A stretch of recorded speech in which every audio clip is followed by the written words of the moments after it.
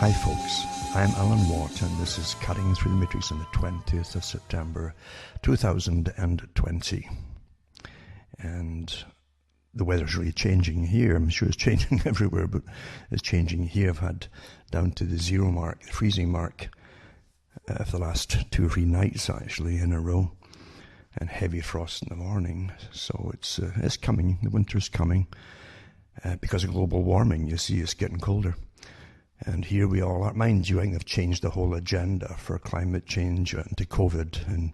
And they just have to change the title, man-made global COVID, and away we go. And here we are. Same agenda, sustainability, rationing, post-consumer society, etc. The fourth industrial revolution, the global reset. It's just the same darn thing, isn't it, really? Because we wouldn't listen to them, and as they keep blaming it, it's amazing how you try to be good, and the folks in across the European countries for the last 50, 60 years try to be awfully good, and not have any more than 2 children, most of them, and then of course they say there's not enough of you, so they open the doors to floodgates to the planet actually, and then they tell you there's too many of you. You can't please. See, it's not meant that you actually win here. It's meant that you just keep playing the game of trying to believe them. And it's the Orwellian excuse you had in 1984, where the war that was always ongoing between East Asia, West Asia, Eurasia, and all the rest of it, it's not meant to be won. It's meant to be perpetuated, perpetual war. And it's the same thing with you. You're trying to obey and go along with what you perceive as being a legitimate form of government, even though you don't have a simple example or any example that is that, in fact, except the media telling you it is. And it never works on your behalf, does it? It really doesn't. There's always agendas on the go that you've got nothing to do with. You get no say in the matter, but you suffer from it all. And then they blame you for whatever happens. It's quite an amazing system that you're born into, of deliberate confusion and control and blame and guilt. Guilt's awfully good right now. Guilt is in for you're going to have the sins of every ancestor that crawled the planet with a club, and it's all again the Marxist philosophy of destroying all that was, all the systems that were, regardless of the system you actually lived under. When you look at the horror, for instance, of most empires across the world, as expanded and grabbed territory and resources, the people back home often weren't much better in the Middle Ages and later than the people they were conquering. It was much the same kind of thing. It was always an elite, you see, based with a money system backing it, that had to always get more and more resources and gold and diamonds and so on, wealth. And resources for big companies and corporations to make their factories and so on. Nothing really changed for an awful long time. And that's been the way, a kind of natural way, I'd say, in a sense, because there was nothing else given to the public. There was no other system they could live under except basically small tribes. Looking back too, though, you have to say yourself, when you look at all the horrors that did happen, every century you'd have different horrors and plagues and things and wars, just like today.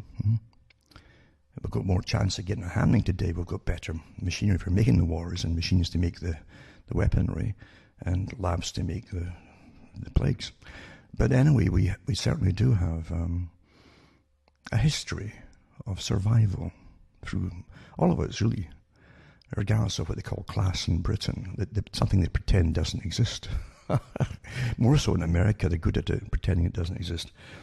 But it's always been there, and every culture has got the same thing. It doesn't matter where you go, where it's Hindu or Muslim, you'll find the same class distinction. So it sets in. It seems to be natural just to set in that way. A human trait, and away you go with it. But regardless, through all the different things, down through many, many centuries, the fact we're here to criticize anything means that we survived, and your ancestors somehow got through it. And of course, it wasn't a continuous nasty story, obviously. And humans being humans, you tend to have some humour as you go through really bad times. And that was part of the British system too, of comedy. It was all kinds of humour, based to the highest level of sophistication, but it was all to do really with hard times. And you'd knock yourselves about a bit and laugh as you looked at all the ridiculous things that happened in your own life and your parents, grandparents, and all the way back too. Because we have that ability to get through really horrible times. And I think most cultures do as well. But unfortunately, in the 20th century, or leading up to the 20th century, you see the 19th and 20th, and you had this escalating organization of a system that really broke out. We saw it with Weishaupt, for instance, an Illuminati group that keep on about. But don't knock it down completely.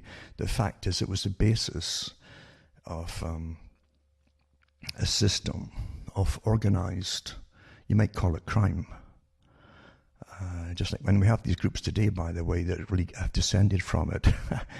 But you have to understand the techniques that were advocated by this group of very well-educated people that literally had many, many members that were the wealthiest people of their era, helping them along, you see, and financing things. An idea, again, was to take over resources of the planet. And to take over the planet for themselves by using front organizations. And to get a good front organization, it has to be real. You must pick people who've got real, genuine chips in their shoulder or beefs, and you pick leaders, and you finance them well too. That helps to keep them there and go along with it and taking orders from you. But you use them against another group that you also created. And each group you created would get lots of followers from the general public. So you create all these divisions, and then you lead yourself up to the direction you want to do. Even conflict, armed conflict, slaughters, and genocides even, and open warfare, with national warfare too on the go as well, until people really haven't got a clue of what the original problem really was. You'll get the official explanation later on of authorized history, but you have to dig in to find machinations of what really happened and brought it about. And it's fascinating to see the hands of these characters as the techniques were expounded through different countries and through this and that's a key to organization. Yeah, organization is such an important word. It's those who are well organized and secretive, naturally, about their affiliations with each other even. If you can get a bunch together, like they did in the times gone by, they could manage just the money itself. And that was the so-called genius of the Rothschild family. That wasn't the first family to try all that out by any means, and take over about 5 different countries, initially, by creating a form of centralized lending. Eventually, that's what it became, your central bank system. That's what it eventually became, and the Federal Reserve Bank in the States.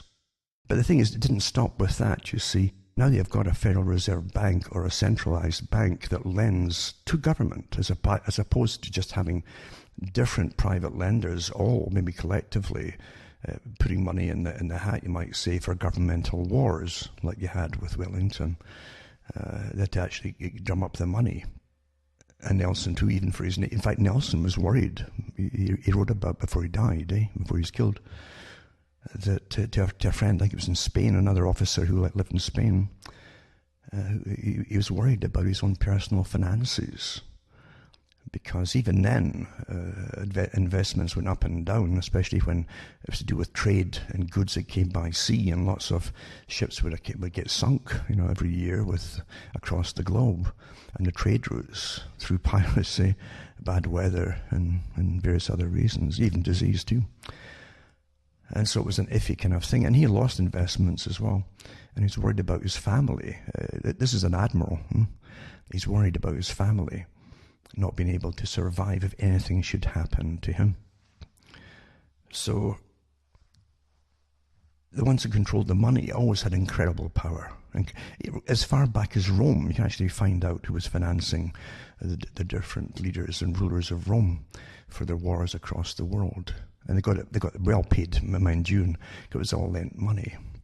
And you can see the precursor of what became the central banking system in Europe, the center for different currencies of Europe and America. You can see it in ancient Rome, and even before that in Greece, you know. So you find that even the philosophers, it's like today, it all ties together. Today, money creates stars that you follow. There are lots of philosophers, yet only the ones that are cherry-picked by those who rule and have the money and the wealth are going to be made stars for perpetuity, you see. And so you back to the ancient times as well. Aristotle became a mentor in the mysteries and philosophy for Alexander, you know. But Aristotle was given a wife from the Levant, from one of the wealthiest lenders there, merchant lenders, you know. And so even then, you can see the influence of who made Aristotle, because he became very, very famous after he got married and went down into history that way. Nothing has changed. Money creates those that we end up reading about, except for the bad guys. The bad guys are always the losers. It doesn't matter where across the world you look at losers, they're always put in their books as the bad guys, and you get the bad guy versions of it. And even in kingdoms, as they called it, like Britain or the UK, I mean, you had Wales, and at one time Wales would fight with England, but more often they would fight alongside England, because they were always given the next monarch, a young monarch, before he became king, was a prince, and he was always given the title of Prince of Wales. So the Welsh would think, it's easy to appease people. In old times too, that was a legitimate government, remember, that's all they had. And it gave you a little bit of snob appeal again. Well, we've got a prince, you know, he's going to be the king one day. And it's simple things like that can get folk on board with you. And then they use the peasants eventually to fight other rebellions inside England sometimes, and in Scotland as well, you know, as archers mainly. They'd be part of the English army. But you had Northern Ireland as well. Really, that got hammered since Queen Elizabeth the first time. And which always is a little thorn in the Scots, the Scots side, because in Scotland they don't ever address Queen Elizabeth, the present one, as Queen Elizabeth II, because she was never the Queen Elizabeth I was never the queen over Scotland, you know. So there wasn't a first for Scotland, you see. So it's a little technicality there. But anyway, you have these kingdoms, and that's all the folk had. And they had all their shires and the reeves and so on, that they would keep the peace, and other ones would collect taxes and from the people, because this system of collecting, giving you the cash to start with and then collecting taxes is very, very old. And in Scotland it was so bad, in some parts of England too, that when they went around to collect the taxes for the Lord, you know, on behalf of the Lord, that was your feudal tax, your fee, your few, and for existing, you see, but also for existing on what was his land. Even if your ancestors predated his, didn't make any difference. And that's the power of might, you see. That's what everything was based on, power of might. And through time, it becomes the power of right, because they're still there, and now they're posh, and they've got fancy castles, and they talk in a different accent. They actually, it truly is a different accent that they develop to be different from the peasantry, you see. And at one time they used to be pretty happy, but once they were posh, they had to be happy. We're happy, you see, different. And you say, "Mate, that's a really posh person." That, whenever you heard that language spoken.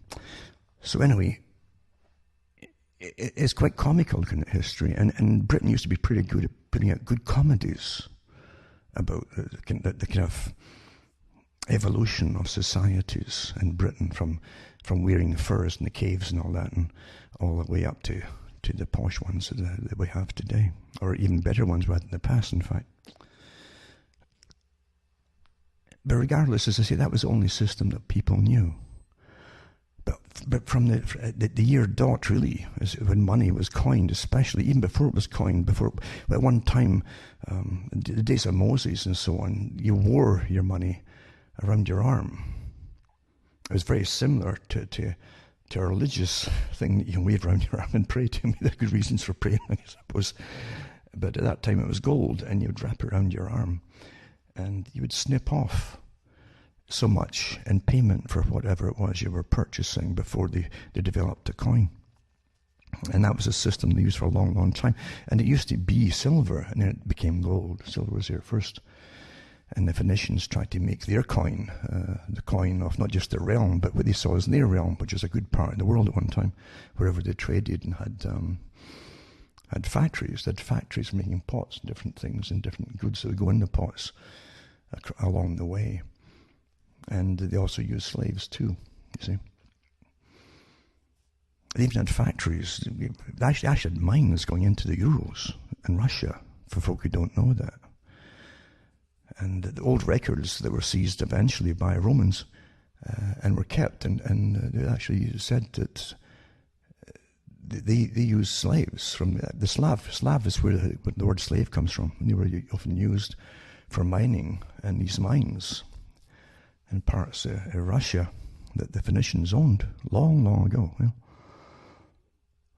And then they worked out the cost of a slave according to how long he would live, because they only lived a certain amount of time in these mines. And it could be days to weeks, depending on the type of mine, if it was wet, dry, and so on. And sometimes they'd have to go through things like asbestos. Realize where you actually have to cut through asbestos that you'll find in amongst chalk areas when you go through chalk.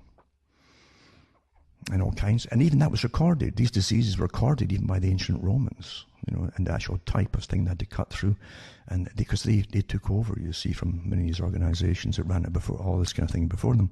But it's fascinating to see it, this craving for wealth and metals that were to be used. It must be very, very old indeed, but they would be used to buy power. Money bought power. It was power, and it bought power over others, especially when you had a big enough society to accept it as power. I want that. Give me some of those things. But about 800, I think it was BC, maybe, or even not BC, it was about 800. Yeah, 800 BC. I think they think that coins came in. The actual first coins came in, and there were different shaped ones. It wasn't just round ones like the moon and the sun sort of thing. It was they'd have different triangular ones and so on. But from its inception, that's really where your history starts, because it created a leisure class. And I've mentioned this before, that the philosophers in Greece, for instance, created a school system, the schola, and that means leisure, you see. Only those in leisure could attend and learn things that really they thought weren't that relevant. Their parents didn't think they were very relevant. Chatting about the meanings of life and all that really weren't so relevant to hard-nosed business people that owned fleets of ships for training. So it is quite interesting to see how much of it was recorded, of the data of the time was recorded. And then you can compare it to today, and it's not that really different. It's you have across Europe, you had, I would call them practical schools for the working classes coming out, really being created for the factory system, the industrial era. And it was a minimalistic training, because often these children had to also work in the factories, even when they were children, maybe 10 years old and so on. But it enabled them to read basic instructions for whatever they were making and so on. And then it developed further and further into education for, again, related to the job that they'd been picked to do. They were pretty well a form of paid slave, because they were stuck on that job, often in the same factory for the rest of their lives, and I say this tongue in cheek, if they were lucky. Meaning, because eventually in the 20th century, the idea was to do away with a job for life in anything really, unless you were much higher up the ladder, and unless you were a politician, it didn't matter if you were good at what you did or not. You would never get fired. Same with civil servants. So it's interesting to see the education system develop the way it did, from a necessity to teach them basic instructions, and so could comprehend basic orders, and so on. And eventually it led to setting up school systems for working class people. You'd always had ones for the wealthy, either trained at home, homeschooled, and then they go off to maybe universities later on from the early days. In fact, way back in Britain, the Romans had records of universities in Scotland. How about that, eh? They'd often send their children to at one point. And here they are telling us we ran around there all hairy-chested and stuff like that, eh? Big beards that so long you could trip over them. And there's a different story altogether there. So they had universities for the wealthy people. And it wasn't just Romans. I mean, Greeks would come there too, and other people as well. It's quite fascinating even. I'm getting off the topic anyway, but it's quite fascinating to see the mystery religions when you read about Plato and others, that it wasn't just a learning of philosophy, as you well know. It was a learning of the mysteries, as they called it. The mysteries were their form of hidden under philosophy. In fact, a lot of philosophy was a way of life, and the mysteries, and oftentimes, were the secrets of being successful in that life and dominating others. Most success came from domination of something or another of yourselves over something else.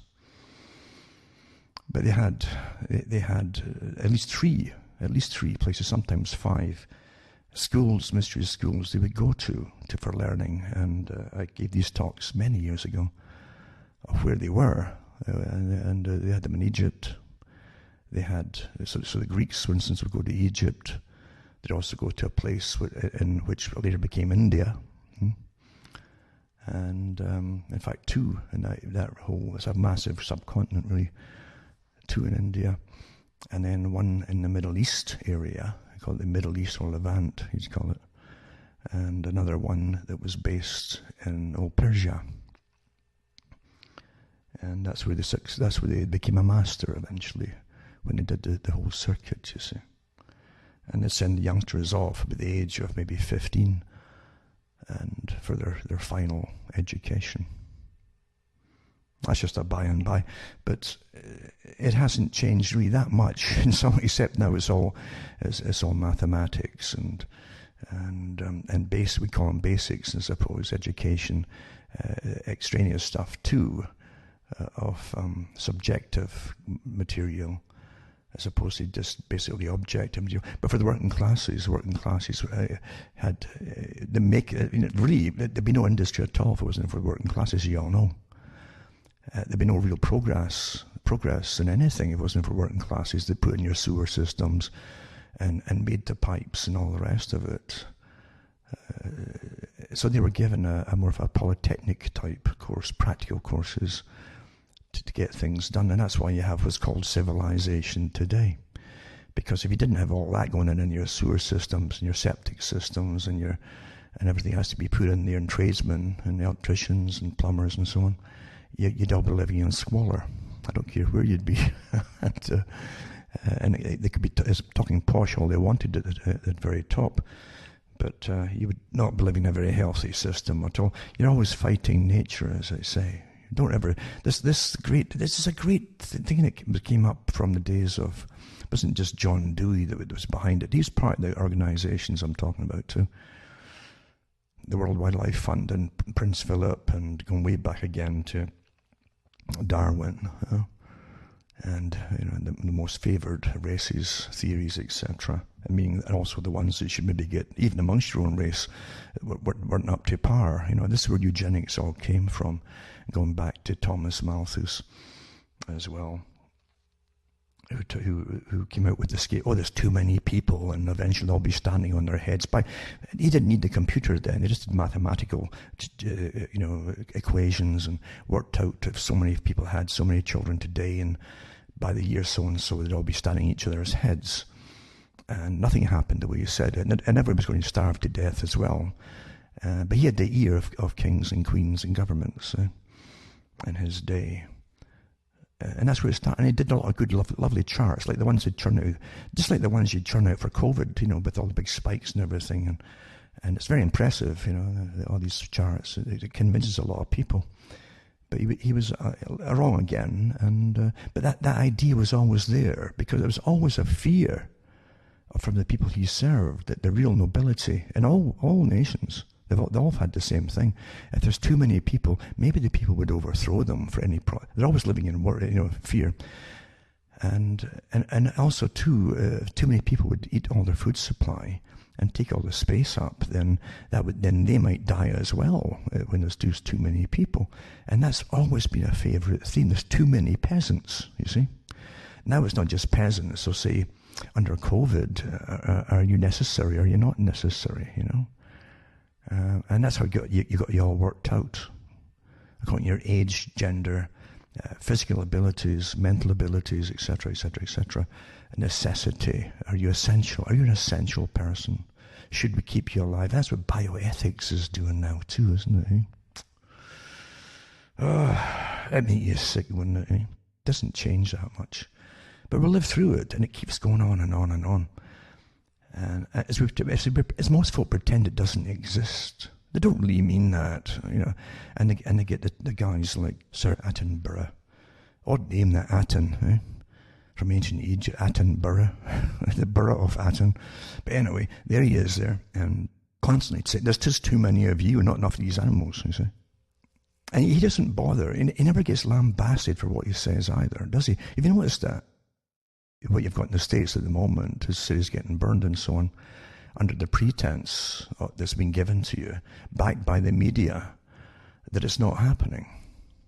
And what is happening is for legitimate purposes. What's happening is not protesting, as you well know. And their fronts, we all expose fronts of who funds them, what their goals are in the Marxist organizations. But again, that's a front in itself.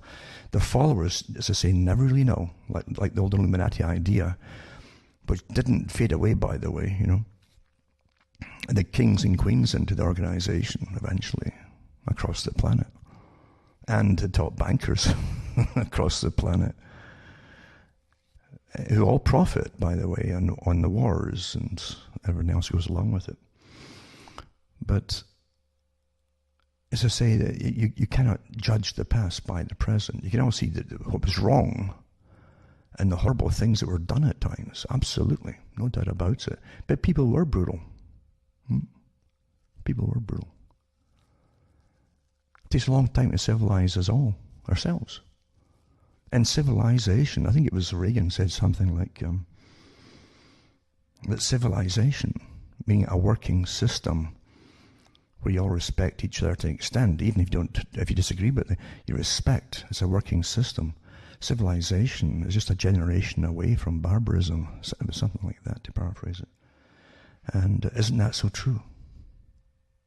Because in a generation, an organized group that's already in the universities, has been for a long time, comes forth with a generation, I've said this before, a generation which they've trained to hate themselves, to hate their parents, to hate the system, to hate the country.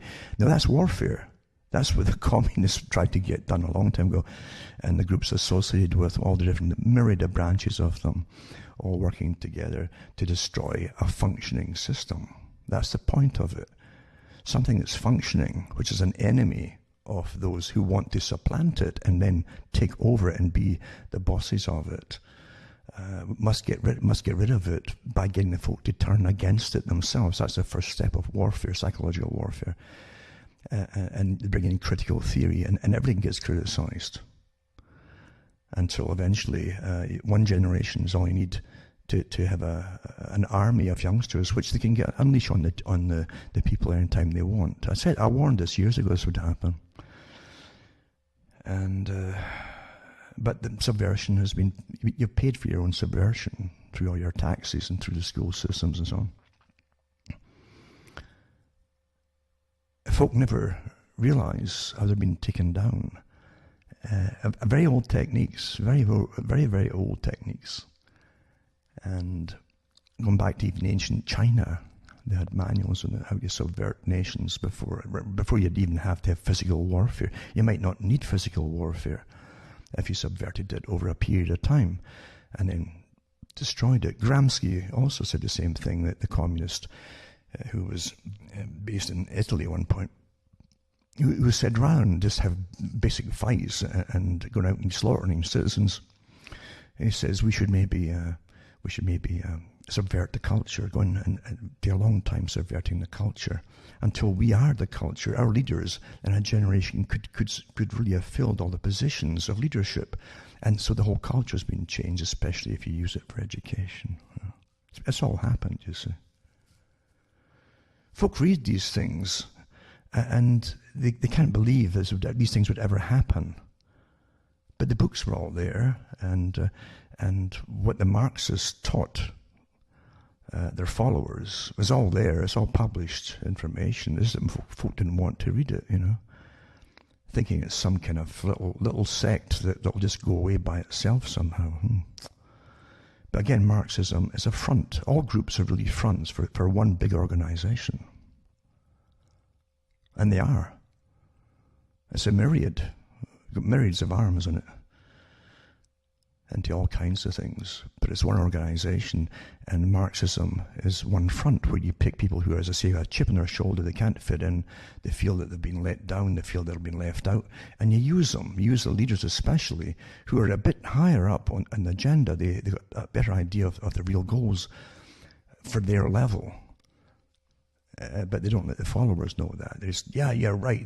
These rotten sods were bad to you. Now it's your turn to get your revenge. And so you use them, you see.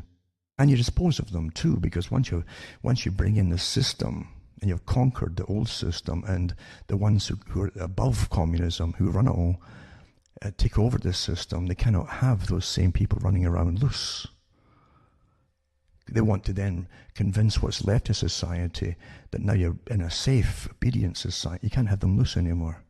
And they won't get tamed now that they've tasted blood and the burning and so on. So they get eradicated. That's the standard procedures. And there are many groups out there across the planet that have been developed by one group above them who will take over eventually all these positions, all these nations into one global structure and dominate it. Very old agenda, very old plan, and you're living through it. My parents were living through it, and my grandparents were living through it. They didn't know. Some of them had a little bit of an inkling there was something much bigger on the go, but they wouldn't have so many facts as they have today. If they want them, that is. But again, money is the key to so much of it. Because with money, you can buy all the politicians off quite easily. Not hard to do, especially with politicians, since they don't really have many state values, most of them. They're not what you call statespeople, statesmen and women. They're psychopathic. They don't know how to run anything except their mouths off. And even then, they have to follow scripts written by other people who are professionals. The politicians generally are not professional, but the ones that write the scripts are. And even the ones that are screaming the Communist Manifesto out there in publicly in the States right now are still reading stuff off scripts by the masters above them. And their paymasters. A lot of them are getting paid from different sources as well. And the funding they're getting, we can trace the funding actually. It's quite in the open. You're not allowed to speak about it because they'll cut you off. Maybe even worse rather quickly, because it's getting to that stage now. But your governments are definitely bought off completely, I'd say.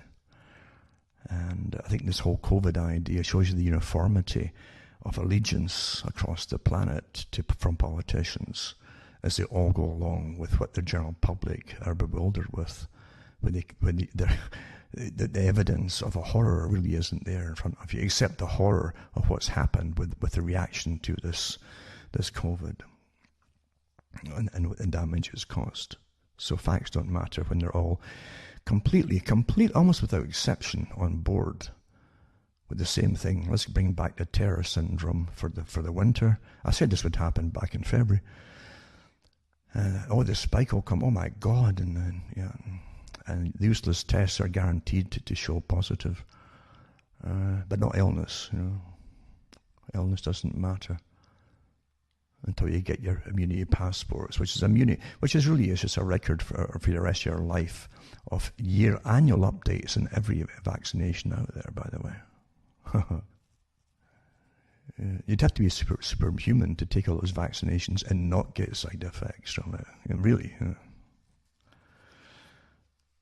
But all the politicians are completely on board. Britain's gone overboard with it now. You can see them. And tonight I'll be putting up different articles about that and Australia. Australia's a good case and study, actually, on what they're up to with something you would expect to have seen in a banana republic, with the way that the police literally are dressed like the space age. Hoods, really, getting set loose on the general public with extreme force. And there's other reasons for that too. That Australia really is owned, and has been owned, really, lock, stock and barrel, by those who own America. And as Eisenhower, as I say, set out the marching orders for the future of Australia from then on. That's why the US is listening posts all across it. It's an outpost of America now, or for those that rule America. Even America is completely different from what it used to be, obviously. There's one group at the top that runs it. You all know that. You suspect it, put it that way. And if you got 40 classmates together, old classmates, I'd like to see you all agreeing on everything all the time that's politically correct. You'd expect some dissent somewhere, different opinion, or even a parallel, similar type of opinion, but a little bit parallel, but a little bit different at the same time. But when you see it across the board with all these characters, it tells you they're all bought and paid for.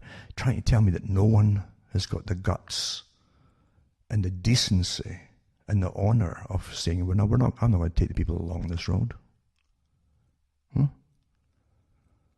Or are they really terrified? Something you got to accept as well. There are people in this world who get bumped off all the time across the planet with different agencies that are on the go or doing the killing. All kinds of ways to dispose of people. They don't have to show you some horrible thing, mass poisoning in the streets, or the Skirple affair they had in Britain that made no sense at all. And that kind of thing. I mean, there's far more people killed all the time, deliberately. They even have YouTube ones up, some of them, of hit squads, professionals killing folk. At least they used to have it up in YouTube. And you'd actually see them. The authorities had pieced the characters together coming in to airports, into their country. They knew where they came from. They had targets they were going after, in France, for instance. And then it showed the hotel cameras showing them going in. First in goes the person who does the job, the deed, In goes the sweeper after, when clean it all up and get fingerprint, anything out of the way, get in and all that kind of stuff. There's about three different levels of it, and then all get out, and then one by one they're all split up, and you'll see them one by one at different times, a few hours apart, going through the airports. And so this is how it's done. That's professional, you see. Happens all the time. But most of them are just accidents. Lots of accidents happen. And a few years ago, there were a stack of biochemists dying. Some of them went to meetings, and maybe 3 at a time would die because they wouldn't go along with some, or held out for more money, or they couldn't be bribed, or who knows. But it was happening all the time, and had lists of them. It was just a dangerous thing to be involved in. Never mind David Kelly as well, that was involved in that kind of thing as a government agent who was sent across, not just working with certain countries to make biological weapons, which he did talk about. That was one of the last things he disclosed before he was found suicided. And he also was sent across to inspect other countries' laboratories to make sure they weren't doing biowarfare or had the signs of it and so on. But yeah, it's a very dangerous field to be in, because it is. I always said it. I wasn't really worried about the atomic bomb so much getting used deliberately to kill masses of people. It's far better with the quiet wars, or the silent wars, or silent weapons, I should say, for quiet wars, where you've always got plausible deniability. And just like COVID, oh, guess what broke out? Oh my goodness, it's a new kind of a novel, a new type of coronavirus. And out comes all the data, bit by bit by bit, even right down to how it got to China, and once with all the data there, all admitted to from the lab in China and so on, and here's this gene sequencing, and here's the 4 inserts, etc., and the cleavages in them, and how they put them in, and yada yada. And then the government gets a bit restless and changes its tune and says, oh no, it probably developed naturally. After it was admitted they got the coronavirus that came from North Carolina University, Fauci had dominion over that area too, had it sent over after a meeting in the States with the Pentagon and the rest of them, that this is a bit too dangerous to do gain of function, making it more infectious in America. If it got loose, they said, and I've got the papers here, and we've all got them, it's been up on the internet too, and if it got into the public, it could be disastrous. So they gave it to China and gave them the money, millions of dollars, through Fauci signing agreements to continue the work, and bingo, but then we're told now it just happened to, but regardless, and now you've got another woman from China coming over, another defector last week, saying, yeah, she worked on it too. She was given it to investigate once it had broken out in China, and they realized what it was too, and saw the gene sequencing of it all. And it was, she claims it definitely came from the China lab. Regardless, so everything is pro and against, isn't it? It's everything. This is all massive psychological warfare at the same time, until the general public won't be able to make their mind up on anything. That happened with 9/11. Same darn thing, exactly the same thing. You get all this evidence coming out, and then once they give it maybe a week to soak into the public and get it repeated, and then they come out with a completely alternate reason for everything happening. And then after that, they added more and more things. Maybe it was this, maybe it was that, maybe, until the public switch off. That's a psychological operation, you see. So we don't know where we are with the COVID yet. Except we do have the trail that certainly a COVID type was given to that lab by the Fauci. In fact, this defector said, ask Dr. Fauci, he knows all about this.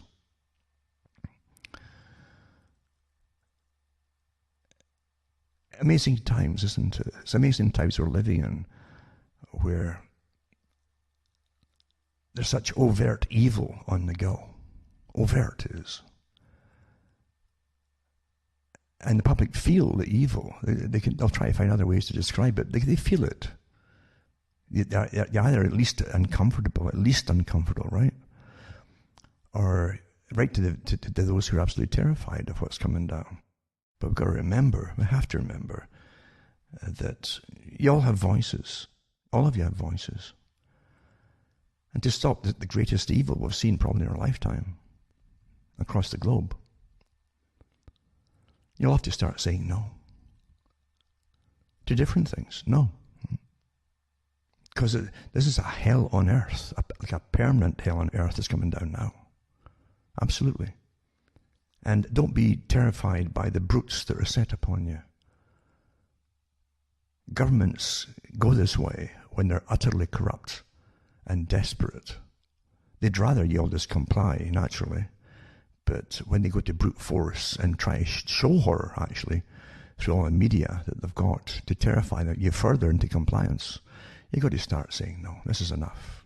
This is, and you've got to, when you get through this and win, by the way, you've got to get all the policemen's names, their badge numbers, their supervisors, the politicians that advocate, and they all go on trial. I mean on trial.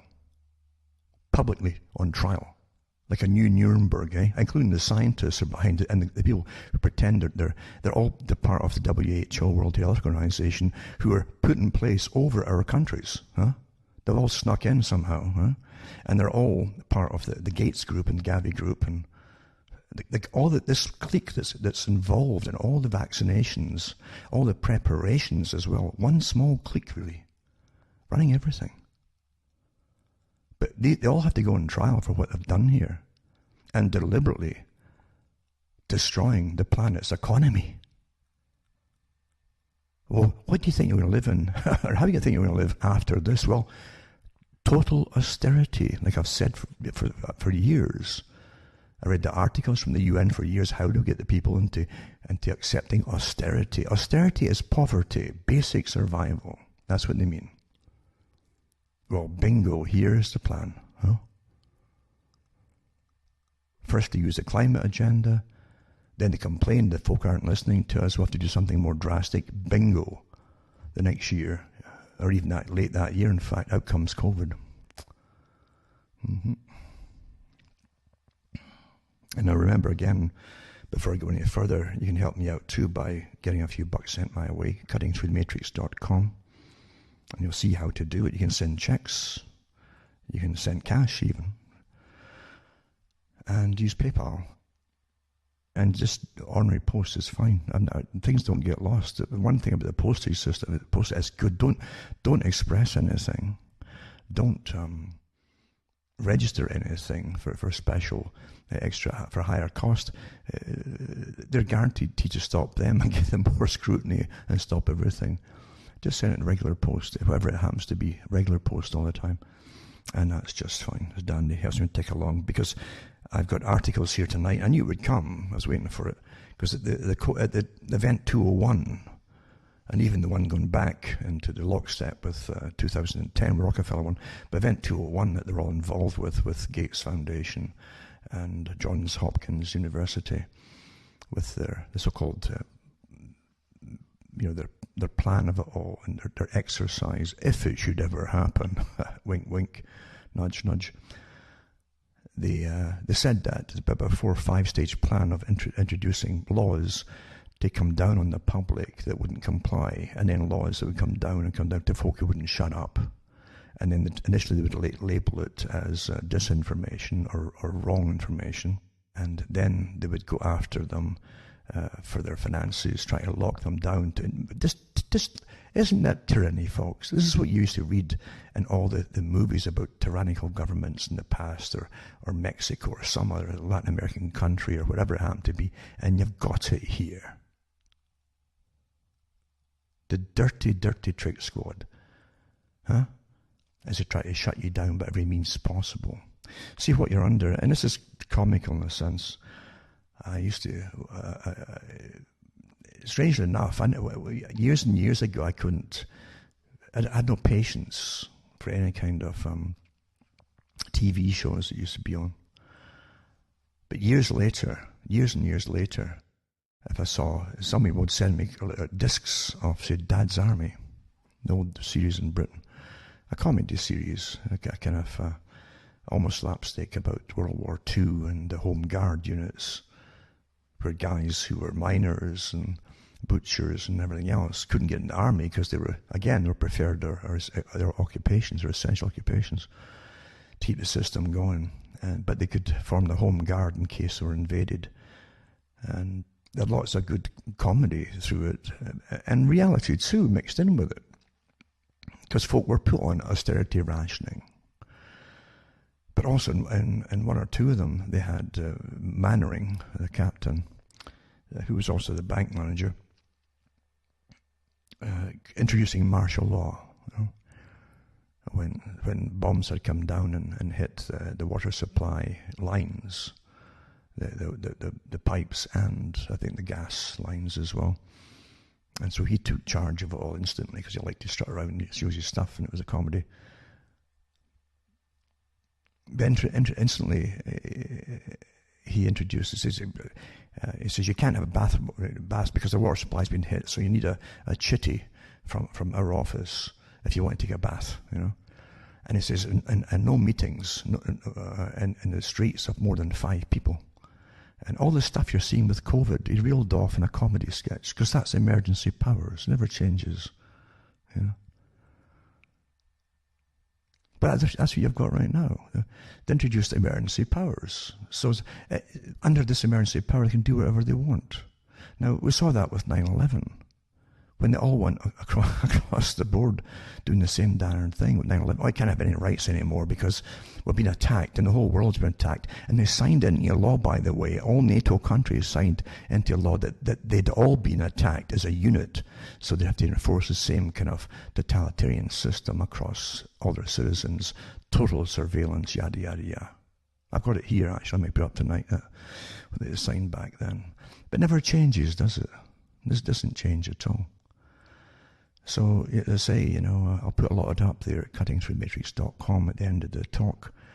And you can get the links and the PDFs and keep them for posterity. Because you're living through amazing history right now. If we get through this, we don't know what they've got planned next. And I'd really, I'm not sitting worried about things because there's no point worrying. It'll immobilize you. That's what they like to happen. Fear is meant to immobilize you. And then they show you a choice of this or that. You always take the easy choice, which they know you will. They'll have to get, and you end up losing. You see, you've got to stay stable. Don't panic, as Jonesy would say in Dad's Army. And you'll get through. You'll get through if you've got a few friends and so on. And you'll definitely, you also help each other. You've got to help each other out. It doesn't matter. And stay in with don't argue with your families. You'll need them. And some folk will crack up, there's no doubt about it, during all the things that are coming down the pike. And the authorities know that too. We're guided like a herd of sheep, step by step. You understand that? Because from the very beginning, there was no possibility they would change their course here. That's fact. Anything else was just maybe they're going to back off. No, they're not. And I said that again back in February, I says, Fauci's laid down the law, what's going to happen, you'll never get out of your homes, never get back to work, never go back to any kind of thing that you thought was normal, unless you get a shot, and you also get the cards, the immunity kind of passport, the Gates idea, which also is the World Health Organization, which he pretty well owns by now with the money he puts into it. And he himself is a front man for the same secretive organization we're talking about before. Think James Bond. As I've said so many times, the biggest problems in the James Bond series were never really countries. But they had these private, shadowy organizations. They had their fingers in everything. You had the same kind of thing in Sherlock Holmes with Moriarty. And this incredible, genius organization of criminality across the planet. They had their fingers in every pie, and as I said, even with Moriarty, you couldn't whisper something anywhere that of import that one of his spies wouldn't hear. They had so many of them. It's not too far from the truth, folks, especially now with all the surveillance upon you all, and they want to push us like a herd of animals, step by step by step, down a pre-selected path, predetermined path that they know they're going to take us down.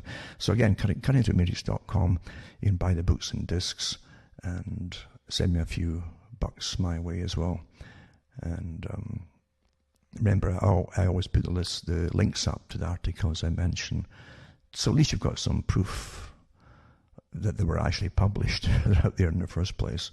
Doesn't mean they're 100% true. You can never be sure of certain things, but you get more validation than normal. It's not just hearsay. There's a lot of fake news getting put out deliberately by the other side, by the way, for folk to grab a hold of, in the hope that you'll publish it, then they can point to you. Oh, look at fake news, and then you lose credibility. This is total war. I mentioned the group in Britain. Yeah? The 77 Brigade, they called it, with the leader in it. He was in the newspapers and talking about his job and how they've got thousands of these guys in cyberspace attacking everybody all the time and manipulating people's thoughts and minds. And it's a step above the behaviour insights team, although that is connected to them as well. But they attack everybody massively. So there's one in Canada too, working with them now. I've got that up for tonight. I'll put it up, where they have a team working with the military of Canada to attack people who are going to complain about. So I keep saying Trudeau's plan. This guy couldn't plan anything, you know. But so it's not his plan. Canada's well in the bag of control. It doesn't need any figurehead would really do right now. But they've got perfect compliance with the politicians in Canada pretty well. But yeah, they're going to turn the troops loose eventually. And by the way, Canada will be using the troops as well, going round doors to door. It's a martial law scenario, I got it here. And so is the States. It's all the same thing across the board. And to the very end, they'll use basic, really pretty well nice people. And they're just going to help you here. And you know, images of guys with rifles helping old ladies across the street. That's what you put in your head, you know, the first thing from the truth. But it's for total compliance. They even have a staged plan of those who will comply, those who won't comply. They've already got made up, and the ones who are already speaking about it and how they're going to deal with them, including imprisonment. But that was also in the early plans that I read months ago. It's just confirmation of the same thing. Australia, of course, is doing that already, so they're going ahead and just grabbing folk who show that they have a different opinion. There's a price you pay for having different opinions. Quite amazing. But that's the system we're living under. And there's so much happening right now, too. You probably already heard about Newt Gingrich, who was in Fox News a few days ago. They were talking about the riots in the States. The protests in the States. And he said, and I've got a link to it in the whole thing, and I think it's up on BitChute still, at least. And he said, you know, he says, when you see these attorney generals, these are district attorneys and so on, they're being put in place across different states in the U.S., and the funding behind them all came from the same source. He mentions the source, and it's taboo to mention the source, by the way. Literally taboo, like illegal, in some countries. Who funded them, some of them with millions of bucks behind to get them in, who literally are some of them have concepts of having no prisons at all, but they're not even putting the rioters and the arsonists they're catching in jail. They're letting them go right over. So they're back in the streets just doing content. This is a total revolution. They know who's behind it, financing it, the different people. Well, why don't they arrest them? It's because, again, the guy, this guy, we all know who he is. Geordie boy, we all know who he is. He's obviously way up there already in the controlling, at least in a part of the controlling system of the whole planet right now, funding this across the world. Bill Gates is a front man. He wasn't a self-made man, neither was his daddy. They put these people out there, and they have missions. And they'll live awfully well their entire lives. They got a lot of publicity and be made to be important, but they're all front people. Absolutely, no doubt about it. Anybody in the communications area too is absolutely a front person. I don't care what Facebook or anything else is there for you to peruse. And you have to look at the CIA and say, what is the CIA? What on earth is it? Really, Have you had anyone ever explain what the CIA actually is in this day and age? You all hear, it started off with the OSS during World War II, and it was a combination of the British Secret Service and also this overseas Secret Service, SOE group as well. Long stories to all this stuff. Anyway, that's what it was to fight. It was to fight Germany at the time. Oh my goodness, yeah. And they put their agents in all media. I don't think they ever left to give the right kind of propaganda. George Orwell mentioned was in it during World War II. So was Arthur Kessler, Bertrand Russell, and a whole bunch of other people. And they had communists in there too, dead, absolute card-carrying communists. They were all pals back then, because remember, the idea of this Illuminati group at the top running everything was to bring them all together to knock out certain countries, then have you all fight each other once it was all over. But that's exactly how they did it, And again, you can't get change without having conflict. So you create sides to have conflict on the go. And you guide it to where you want it to go. And then you have a different part of the planet afterwards with different names and everything else. And that's how the world's really run. But the OSS was an amazing organization. And then, of course, after World War II, it became the Central Intelligence Agency. And you'll see many times politicians down through different generations literally have asked, oh, what is this? Or, they try to get information. They can't get in and out of it for national security. That's the excuse given. But we know it's been across the planet fomenting wars, overthrowing governments, mainly for resources for the richest folk on the planet. That's what always happens. They aren't doing it just because they don't like your politics. It's to do with resources and finances, etc. Wealth. Huh? So anyway, so the CIA, I've said this before, and the Mossad, MI6, and many other organizations across Europe are all part of the same. They're literally one system nowadays. Have been for a long time. What is this organization then, eh? This compartmentalized organization where the guys at the bottom will get nothing. Oh, well, no, we're American. We're still American, But what about their superiors above them? Different compartments, up and up and up and up. Huh? See, when you smell something really smells wrong. Beyond wrong, it's wrong and confusing. It's confusing because it doesn't make sense. Then something else is always going on. Always going on. So anyway, I'll put up the link with Gingrich getting cut off. He was the ex-speaker of the House, eh? So he was cut off live because, and you can see the woman, the hosts, the women hosts that were on it, who had all have their little invisible earbuds in their ears, And they got the word, nope, you can't mention that man's name. Who's funding all of this thing? You can't do it. Why not? And that's what he said. Newt Gingrich said, oh, why not? He says, well, he is. We all know he is. We've got all the evidence here.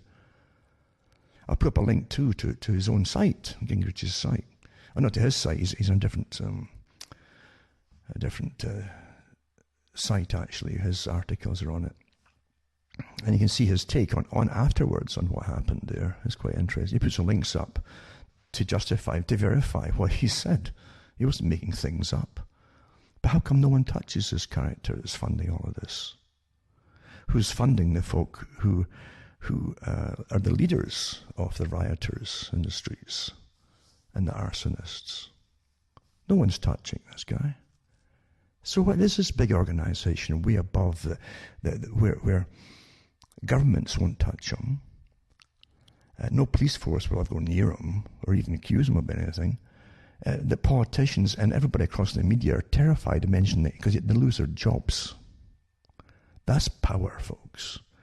What are you pretending you live in some kind of democratic republic for when this kind of thing is happening? Who's kidding who?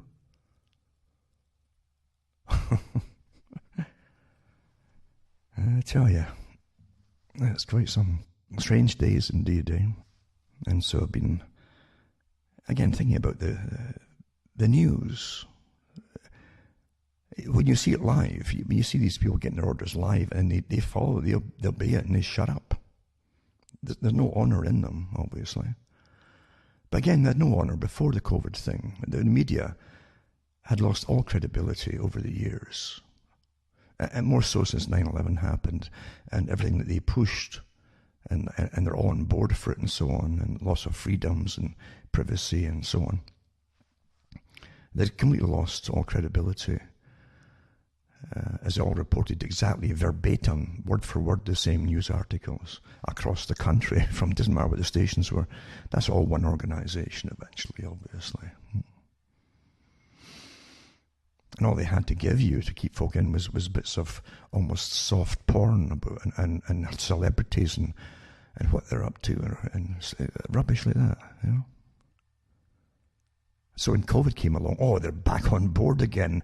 Terror is a great thing to if you look up. If I don't look in, I might not notice something that's going to save my life that's in the news. So I better tune in every day.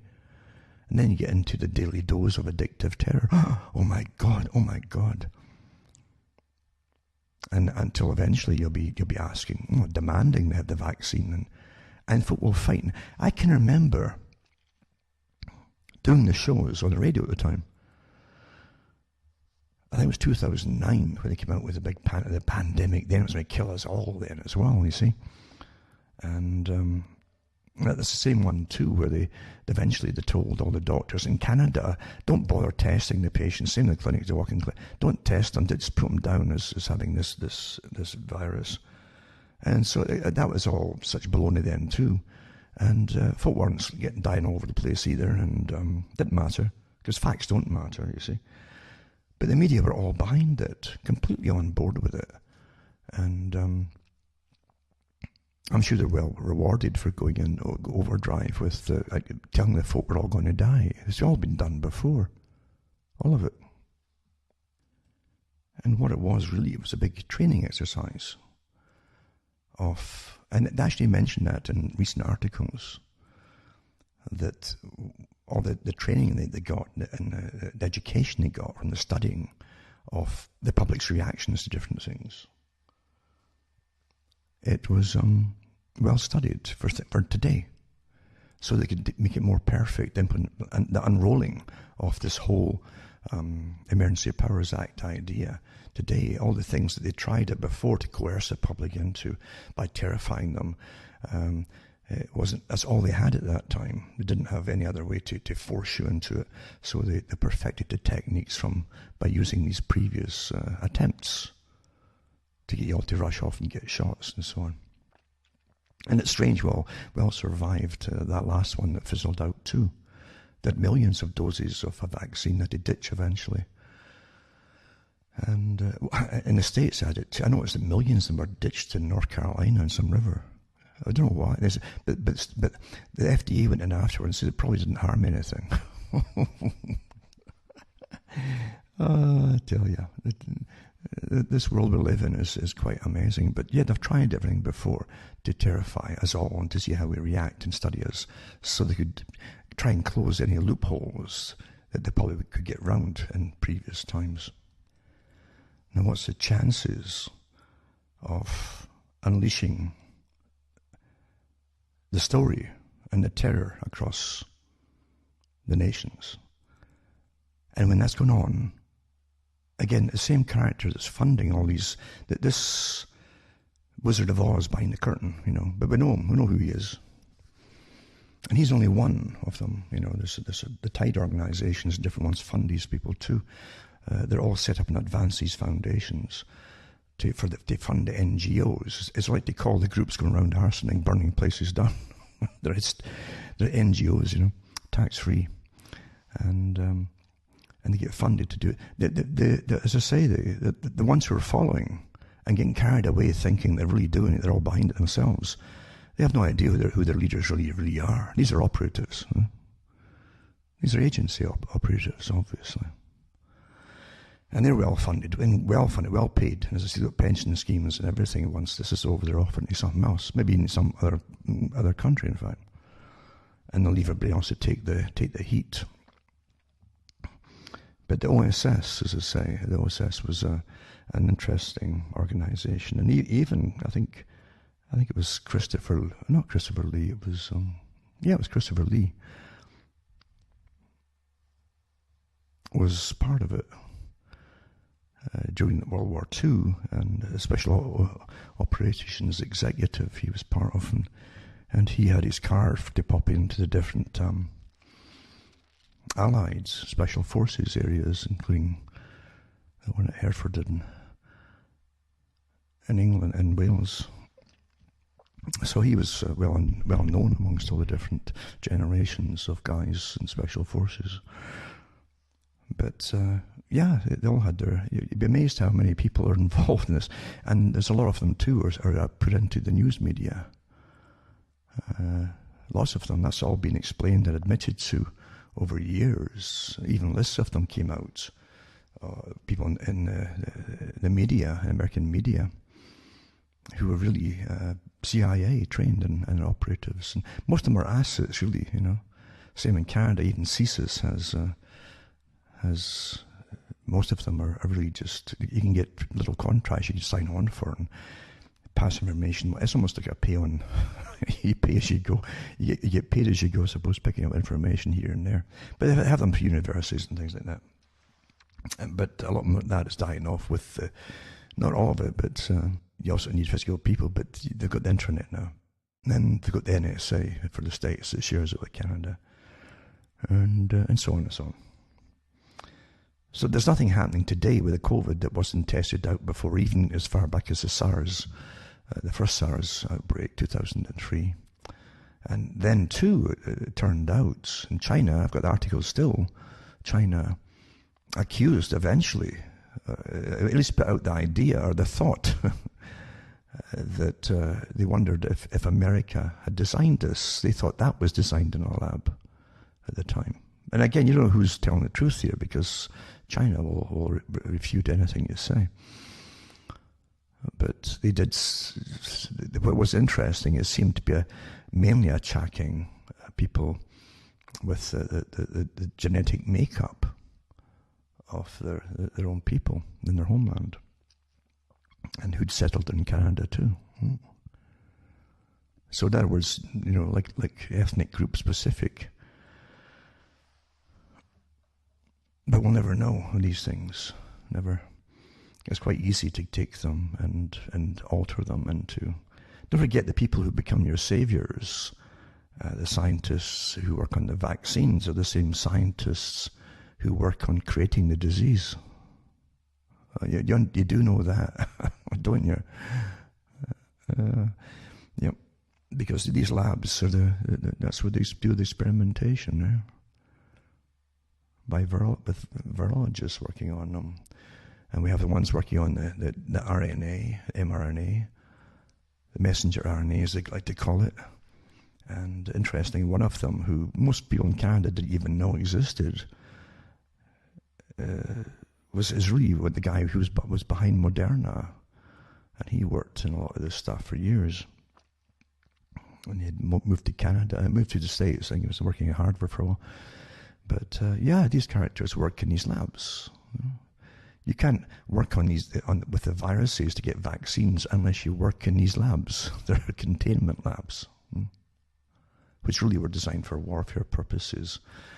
If you're dealing with viruses and putting in gain of function into them, just to find out if it ever became a really deadly disease by itself, maybe in 10 million years' time, maybe even 50 million years' time, then you should be ready for it. That's the excuse. That was how they got around all the biowarfare treaties they signed. Well, it's really just for medical reasons now. It's for safety, No, it's for creating the same darn things again. So anyway, I'll put some of these things up tonight. But folk have no idea. Most folk, if you watch TV, you won't have a mind of your own. It's weaponized. It was weaponized a long time ago, television. And through crisis situations, they go into overdrive with propaganda. It's going to be the same uniform propaganda. It doesn't matter what paper you look at. If it was a newspaper in the old days, or some TV station today, or channel, it's just repetitive propaganda that they're all repeating. In the same day, if Bill Gates comes out in one day, they'll all have Bill Gates live, supposedly, giving the same talk on how you should all just submit and go along with it. At the same time, and Mr. Fauci, that has his little smirk there, he's got that little smirk on his face, because of course he's up the chain there. He's in with the Fort Detrick, he's overseer of that group too. He's worked with these. Why do you think this little guy came out and really was put to the top very quickly? The job, again, is gain of function, creating diseases. Huh? And again, standardizing information amongst their own level of scientists. Any scientist who wants to see something different, they lose their license so darn fast, And this little guy's the boss of it all. He got Mikovich off rather quickly, and many others too, by the way. But yeah, he's in with Bill Gates, and Bill Gates owns a Gavi. Bill Gates funds massively, even over half the World Health Organization's expenses and so on. And he decides he's got vaccinations going across the whole planet. This guy who doesn't have even a first aid certificate, you know. That's the world we live in, isn't it? Scary times indeed. And going to get scarier, so you got to keep your head and don't panic again. As I say, don't panic, because they have to unleash the brutes eventually. Unfortunately, as I've said so many times, no generation is devoid of brutes that are employed by tyrannical governments. All governments become tyrannical in times like this, obviously. And we've seen in Australia the things that people never thought they'd see in what they called civilized countries, democratic countries, of armies, these cops, dressed in battle gear, really, wearing black, because black is a uniform of death. That's why they picked black back in the 80s, as I've said before, the late 80s, or into the 90s actually, when they came out. They changed the outfits in Canada. I don't know about Australia. At the same time for the police, police used to be approachable. Didn't look like military. Didn't look like Darth Vader, and they had light blue shirts on and were pleasant, a bit more pleasant, and you could approach them and ask the time or directions. So once they came out, and they came out with them, they even put promos out to get the public used to them. Oh, maybe you've seen it. You've seen your local policeman walking around in your area in different uniforms. And most of them were models. They actually had models going out to different, even small towns, like where I was living. Because I never knew these cops' faces before. So they were probably models. And they're walking like four abreast, walking down, all smiling and happy looking. And dressed with the black gear on, which is military gear, right down with the boots, the military boots on, and the pants tucked into the tops of the boots and so on. And a completely black outfit, including the black ties and shirts. And that's the sign of death. That's the hangman. That's the executioner. That's why it's meant to be more intimidating. That's why they changed it over in preparation, right, for what was going to come along the pike, which was 9/11. And all the NATO countries had to be on board. This is getting it all ready 3 years before it actually happened.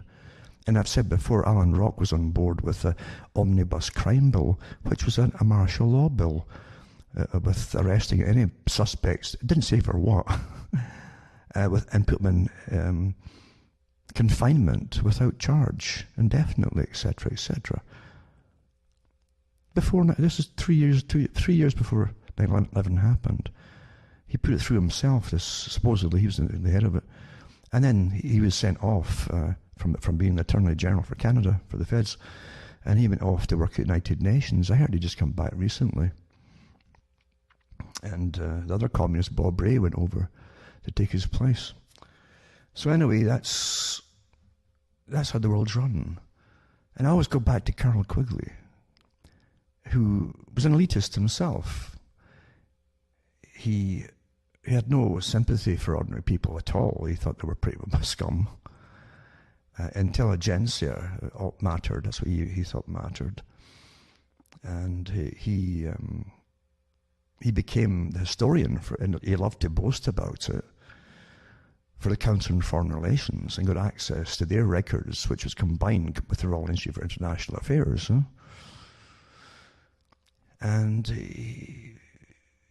that was, I've heard this from other professors too, there are certain archives in each country where they're given access. Certain ones will be given access where they have material that you'll never see anywhere else. Well, Quigley was given that. He boasted about it. He said, I had the history. I suddenly had the real history of why things happened and what caused them to happen. And he said that. He said, I work for this group on behalf of the group. And he said, I have no objections to anything that they do for their plans. These are the real globalists. He says, I've objected occasionally to some of their methods, but he had no problems with them at all. And he took over for a while, or worked with, I should say, as well, and took over to an extent as well as the archivist for them. They got a massive library of what they've done to make things happen all down through history for the last few hundred years. This is from a top man himself. He wasn't hallucinating. He wasn't tripping out on LSD. He was boasting about it because to him it's such an honor to get access to the archives. And he decided to write about it. It wasn't just his big tome of a book he put out there that every journey quotes. The other one was the Anglo-American establishment, awfully important, where he went through how they had literally taken over Africa, South Africa, and even how they had manipulated the British government into supposedly going to save the people from the Boers, when in reality this particular group got mercenaries to invade the Boer territories and had them retaliate. That's what they did, but they kept it out in the media. But he said, he says they were behind the different wars and how they wanted the war for World War I, and they worked behind the scenes to make all that happen. This is real history. This is what you're looking at with the real Illuminati group, At least one layer of it. And they have in Britain,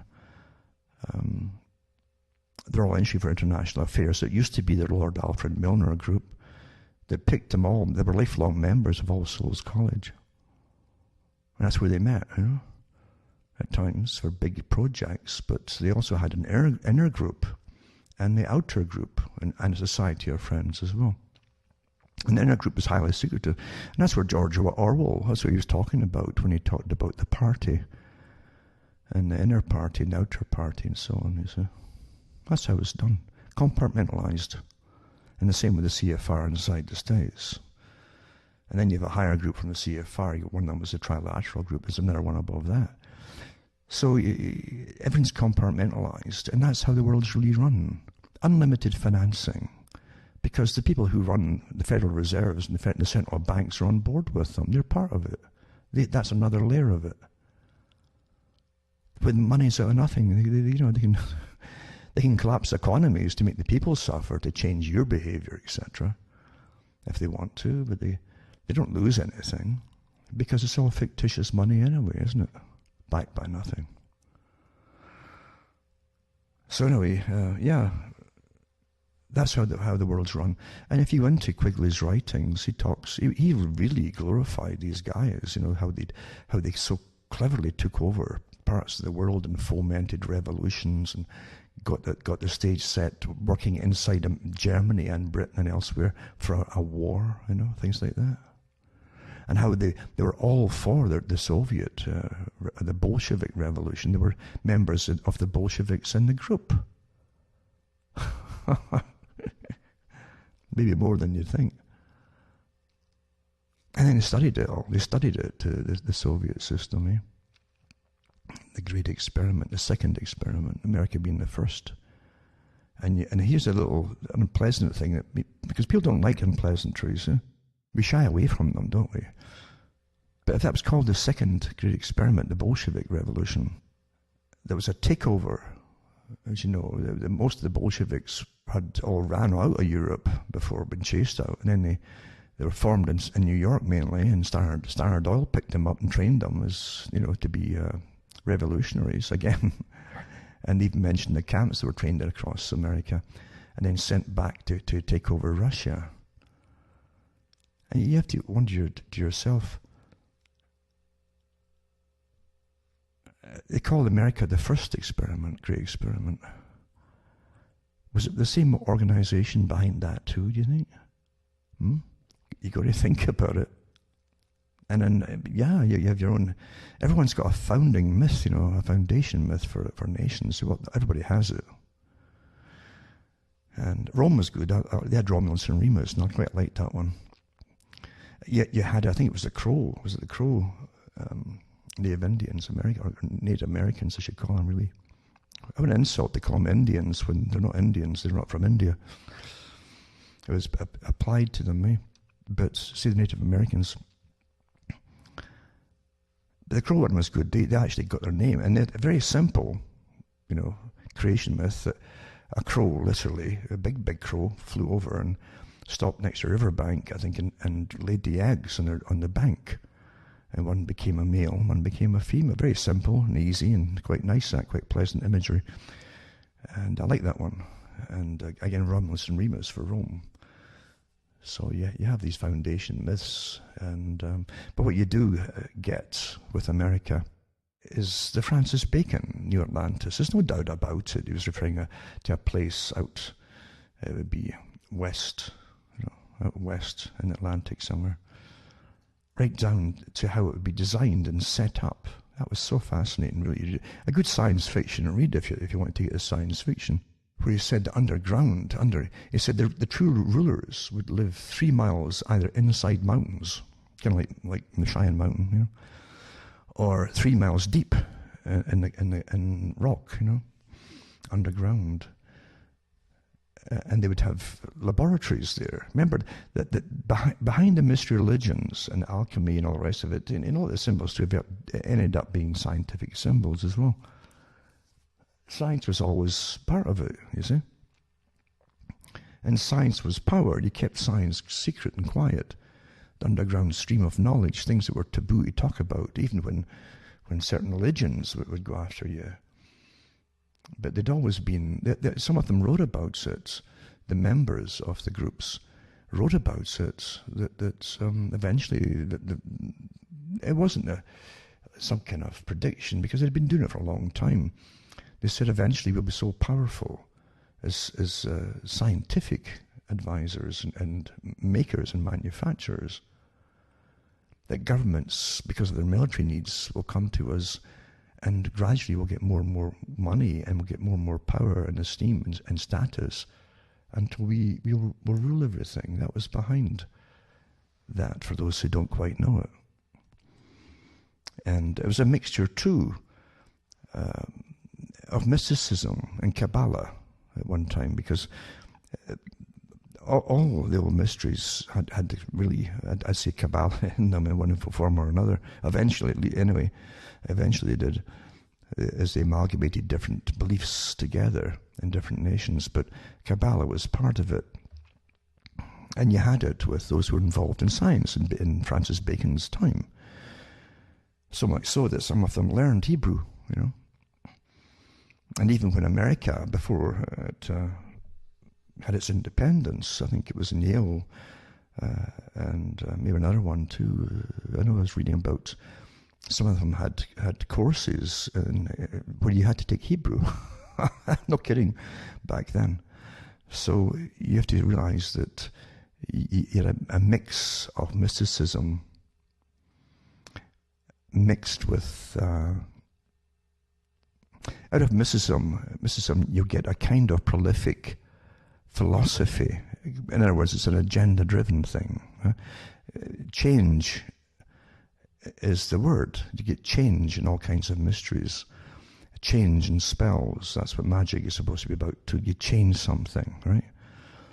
And so science is the same. Chemistry is the same. How can you, if you add this and this, can I change it into something else, and so on? And what do you get out of it? Right now, you've got the mRNA, the messenger, the ribonucleic acid, and you only change it for a vaccine to change the cellular structure in your lungs and in your nose and so on, permanently. There's a change for you through alchemy, which will also change the human to an extent into something slightly different from what the human was before. Obviously, that's what's happening, you see. And you have to have no say in the matter. It's awfully important to those who own you. I would say, at least, very important to them. At least they think it's important. And you have to get no say in it at all. I guess to save you, they'll have to kill you if you don't accept it. You've seen it with the police sometimes, where they get called out to someone who's going to attempt suicide, and they've got a knife or something, and they're ready to cut their own throat. And the cop, that happened in Canada a few years ago, where the guy literally, the cops killed him. He wasn't running at the cops with a knife. He was going to cut his own throat, so they shot him and saved him the trouble, I guess. So you don't call the cops if someone's committing suicide. I mean, you just don't do it. And I understand it too. They're not trained to deal with that. I mean, you need special, and it got time, teams and funding for people to stop that kind of thing happening, but not the police. The police are a force. Their job is to use force for whatever object is desired. But going back to Francis Bacon, he says that this new Atlantis would be a light to the world. And this is very telling. The terms they use are telling, understand? Light to the world. And they would have a higher morality in their dealings with all foreigners that would come in with shipping and stuff, or places they would send their ships to. And to be very honest and trusted and admired throughout the whole planet, you see, to bring in a global structure. But the sci-fi part, some of the sci-fi parts are really good. He said that on the surface, there'd be the appearance of a form of government that people would think it was all there was, the general population. But he says underground, he says they'd have a secret government, the true government of scientists. Yeah. Now, a novus ordo seclorum in the States, a new earthly order, you see. That's really what it means. A secular order, which is an earthly order, not non-religious. That's what it means. Yeah. Even though their symbols are highly religious and very, very ancient, but because they will deceive, right? But he said too that underneath the ground, everything would be powered with scientific inventions, one of which, they said, would control the weather and could make a perfect day by giving sunshine, clearing clouds, or they could bring in storm clouds, or they could actually somehow beam it over the ocean, or I guess today would say they'd hit it off the ionosphere and it would reflect it down and aim it, just like HARP technology. But he says it would be powered with something that gave the heat of the sun. It's like nuclear energy. And he said they could literally be used as a tremendous weapon, or else it could calm the seas, or use them as to sink ship, like armadas, if you like. So what's interesting again was one of the old homes that Francis Bacon had. I think it was Francis. He had meetings in it, with members of his own little ilk. It was his lodge, I suppose they call it. But they did scrapings. Universities, I think it was Oxford, or they did scrapings of the beams and the ceilings, and they found heavy traces of cannabis and things like that. So they presumed that these guys, that literally, don't forget too, that they had different sea captains coming and going all the time. Were trying different things, including probably opium too, I'm sure. But so whenever they find that stuff, they say, "Oh, it probably help people to really imagine things, help their imagination." And writers just love this kind of thing. It makes them do. Have you ever read the gibberish of the morning after folk that have been partying on marijuana? At the time, these people literally, they'll grab you and hold you and they'll tell you this and stare at you so sincerely and honestly and earnestly, and they'll tell you that what they think is amazing philosophy at the time, and then they'll go and write it all down, screeds of it, and then in the morning they look at it and they shake their heads and they say, "Who wrote that?" Say, "Well, you wrote that." No. And then they see them blushing and they just tear up immediately. It's so terrible. But at the time they thought it was astounding genius. But anyway, yeah, so Francis Bacon talked about this power of the sun technology, this heat and light that gave them such energy to power everything. Way ahead of his time. Even I would think for science fiction writers, for even 100 years later or 200 years later, could imagine that. But he was into it. And that's what they said, there'll be a secret society really running the show. With a kind of layered, degreed system of hierarchy. But on the surface, there'd be a form of government which the people would believe in. Well, that's what you're in, folks. You look at these prunes that you get presented to you as politicians. With the classic ones, you're getting the classic ones. Even it's more classic than ever today, where they give you the ones, here's the communist radical one, here's the communist ethnic radical one, here's the communist blah, blah, blah. And then you get the other one. Well, where's the right wing? What is the right wing now? It's kind of died off, isn't it? You don't have that. You had neocons, which blossomed into the next one, which Obama went in, and he took over from them and continued their wars. I got congratulated from the neocons like Rumsfeld for continuing and expanding the wars till there were more of them under Obama. And he was a neo-dem, I guess you call him. And now you're back to the neocons again. And you have no choices for what the meanings now are almost, the old meanings are meaningless now. The old terms are meaningless now, really, of Democrats and Republican.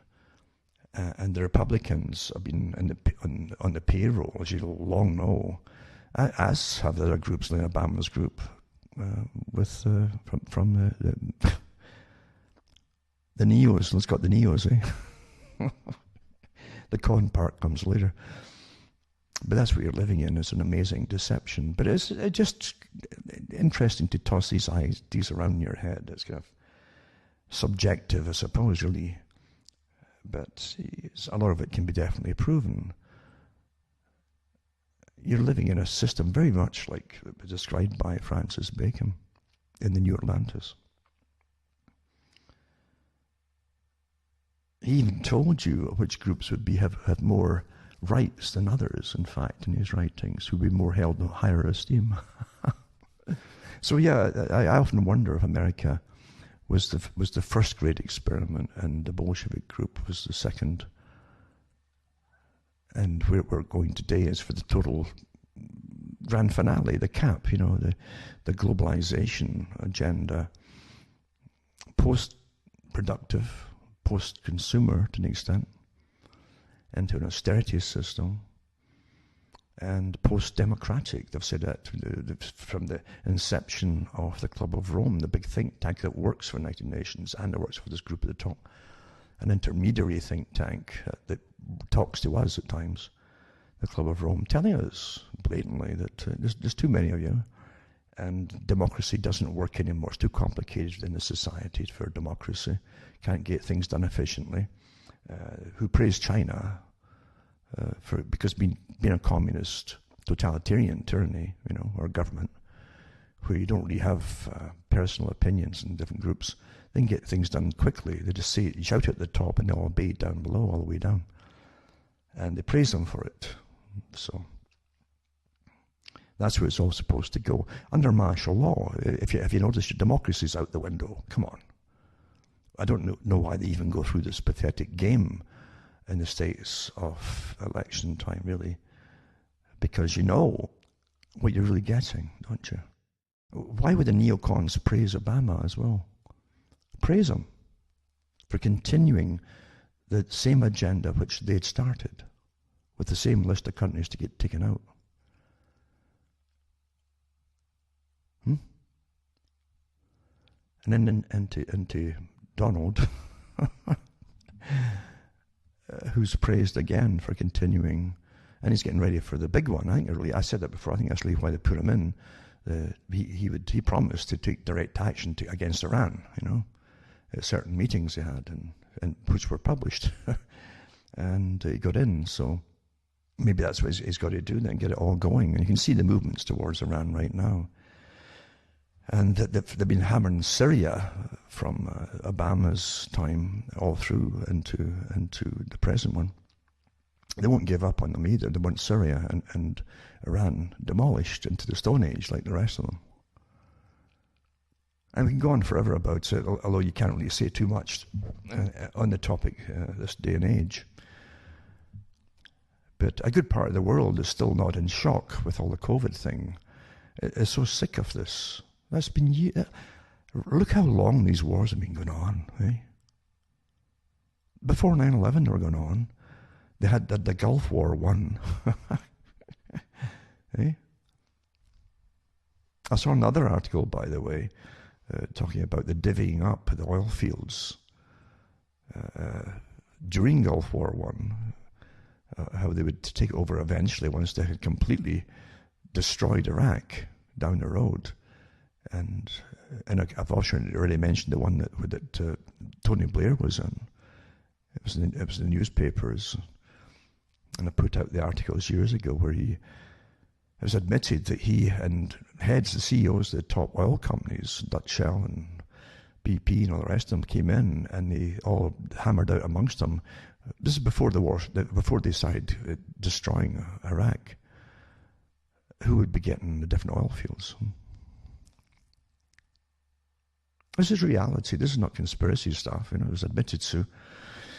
And they went through the records of those that went to number 10 and the meetings that they had and what they discussed. And yeah, it's all published afterwards, years afterwards. And Tony Blair's out there again with his foundations. He's such a great man, this one-man band to get Britain into the war with Iraq. Nobody else wanted it. He said a small clique around him, very small. And he's out there with his foundations talking about you've got to make sure that everyone gets a vaccination. It's got to be mandatory, blah, blah, blah. And you've got to bring in a kind of world system to manage it all, etc., etc. The same little front psychopath. Now, he's low-level psychopath. Well rewarded, though, for his taking Britain into a war that had nothing to do with him. A war, by the way, one of his foundations is to stop racial tension amongst groups in Britain. He helped demolish the countries that caused the massive migration that they knew would happen, and they helped them get into Britain. Then you watch the chaos start, and then you start blaming the folk in Britain for having resentment against what's happening in their own country. Do you see how it works now? Are you starting to get the picture? This is straight out of the playbook of what was called initially Illuminati in the old days. Now you have a myriad companies, all branches of the same secretive organization running everything. And meanwhile, we're all stuck in a system of losing our... It doesn't mean that the countries you're brought in were always totally evil, by the way, and you want to demolish its history just like that, because you cannot bring today's thoughts and today's standards into the past. You cannot do it. People were primitive back then, more primitive too. Yeah, that's what it is, you see. And so you had, as I say, Quigley that was over the moon to have access to these archives, who said, yeah, we have all kinds of people belonging to our group, our level, communist dictators, and didn't make any difference to them. And yet the same people are telling you to hate people that run for low-level politics with the same designations running for different groups. See how you're all getting used and stirred up? Well, the ones way above you have all the leaders of different, like section leaders, way above, as part of their group, running it, helping to run their departments, keeping the trouble going. Well, they all meet together and have their own secret meetings the public can't get into, as they're deciding how different tactics and where they're going from there. It's astonishing how the world really runs, isn't it? But again, the first and foremost thing you have is to train the public to be naive. Awfully important. I've said it so many times. And we believe it. Why shouldn't we believe it? Here's your history, here's your culture, here's your people, here's your leaders, and you're not too bad a people, and etc., etc. And because they keep telling you that, and you're civilized, they keep telling you you're civilized, and yet when it comes to war and things like that, you'll see different people emerging suddenly on the stage, the theatre of war, and you'll see these different players getting these amazing powers, emergency powers given to them immediately. Churchill literally rounded up hundreds and hundreds of people instantly with a secret service police that the public didn't even know that they ever had up until then, because a lot of folk didn't want to go into a Second World War. And they didn't see that Britain was already bankrupt from it, and it was going to get a lot worse. And you couldn't pay this thing off in a few years, the debt you incurred with that. And so a lot of folk were against it. you know. And again, the victors always write the histories and paint the bad guy as the ultimate enemy, the evil empire, etc. It's just done before, and it'll be done again. And it has been done even with the Middle Eastern. Saddam Hussein was suddenly an evil, a great saint. So was Gaddafi. They're all certain Satans, etc. The same terminology is used over and over, because they must always over-rationalize the wars once they've happened, because they don't want people starting to dig out. Now, wait a minute, that's not exactly what they told us at the beginning, and we're always being used, always being played for games which you'll never figure out. Never figure out. I've mentioned before, too, you got to look it up as well, there's a TV, maybe half-hour show, I think it was, back in maybe the 1970s or 60s even, I think. But it's you'll see Donald Pleasance. I really like Donald Pleasance, great actor. He died, and I believe he's dead anyway. But he was a great actor, and he could play these parts awfully well, and well-trained actor too, and they're real professionals, But it was called the News Benders. The News Benders. And he recruits people who don't know this organization even exists. But he gets journalists that are a bit wayward or whatever, but they've got the abilities of imaginative writing. And so this guy's brought into his office one day in a tower in London, and on this particular floor, and Donald talks to him and says, "Yeah, you're going. We want you to work for us." And this reporter says, "Well, he's cocky and all that." He said, "Well, what do you mean? Who are you? I don't even know who you are. Never mind, work for you." And he said, "Well, we decided we want you, and we've watched you for a long time." And the journalist says, "No, how could you have watched me for a long time? No one's watched me." I said, "Oh, I know all about you." And Donald Pleasance sits down and opens up this booklet, and he says, "Yeah," he says, "Yeah, you had a falling out with your girlfriend, with your wife a while ago, in an affair. And we know all about that." And he names the names of the people and all the rest of it, and what happened, when it happened. And of course, the journalist is getting a bit paranoid, and he said, "Well, how do you know all this? You've been following me around?" He says, "No, we don't have to follow you around." And he says, "Well, you've got all this data. You went into a hospital," he says. This is a few years ago, he says, and to get an abscess or something, an abscess, a minor operation. He says, "We put an implant in you then." This is 1967 or 68, I think it was. This was released. And he shows him this little thing in his hand. The size of this, he says, He says, "We put that inside you." And he says, "Why don't you hear what it does it?"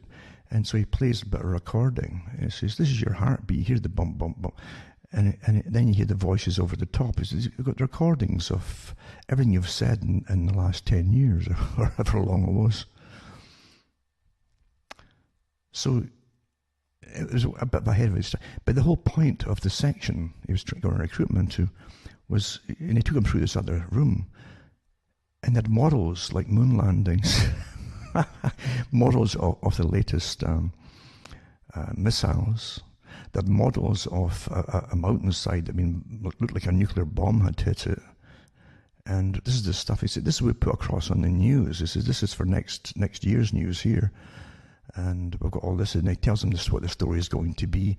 He even has a big rack with magazines on it and newspapers. He says, these are like prototypes of how the news will be in that day and this year and so on. And the guy's astonished. He said, "Wait," he said, "We make the news." He says, "Yeah." He says, "It's much better." He says, "Since the end of World War II, he says, we've run the whole show, making people think they're going to get blown up any minute, so that no one dares take the first move, know what's going to happen. So we keep them in a state of terror." It's a strategy of tension, as they call it. And they make the news. It's all fake stuff, including the trivia. And the guy's astonished, and he says, "But I can't go into this." He says, "This is too much coercion, and you have all these powers." And And he was cracking up, knowing that his reality, his nice cozy reality of the system, the world, was completely fake. He was learning here. Huh? And he's ready to walk out the door. He says, I wouldn't do that. He says, this thing also has a little explosive in it.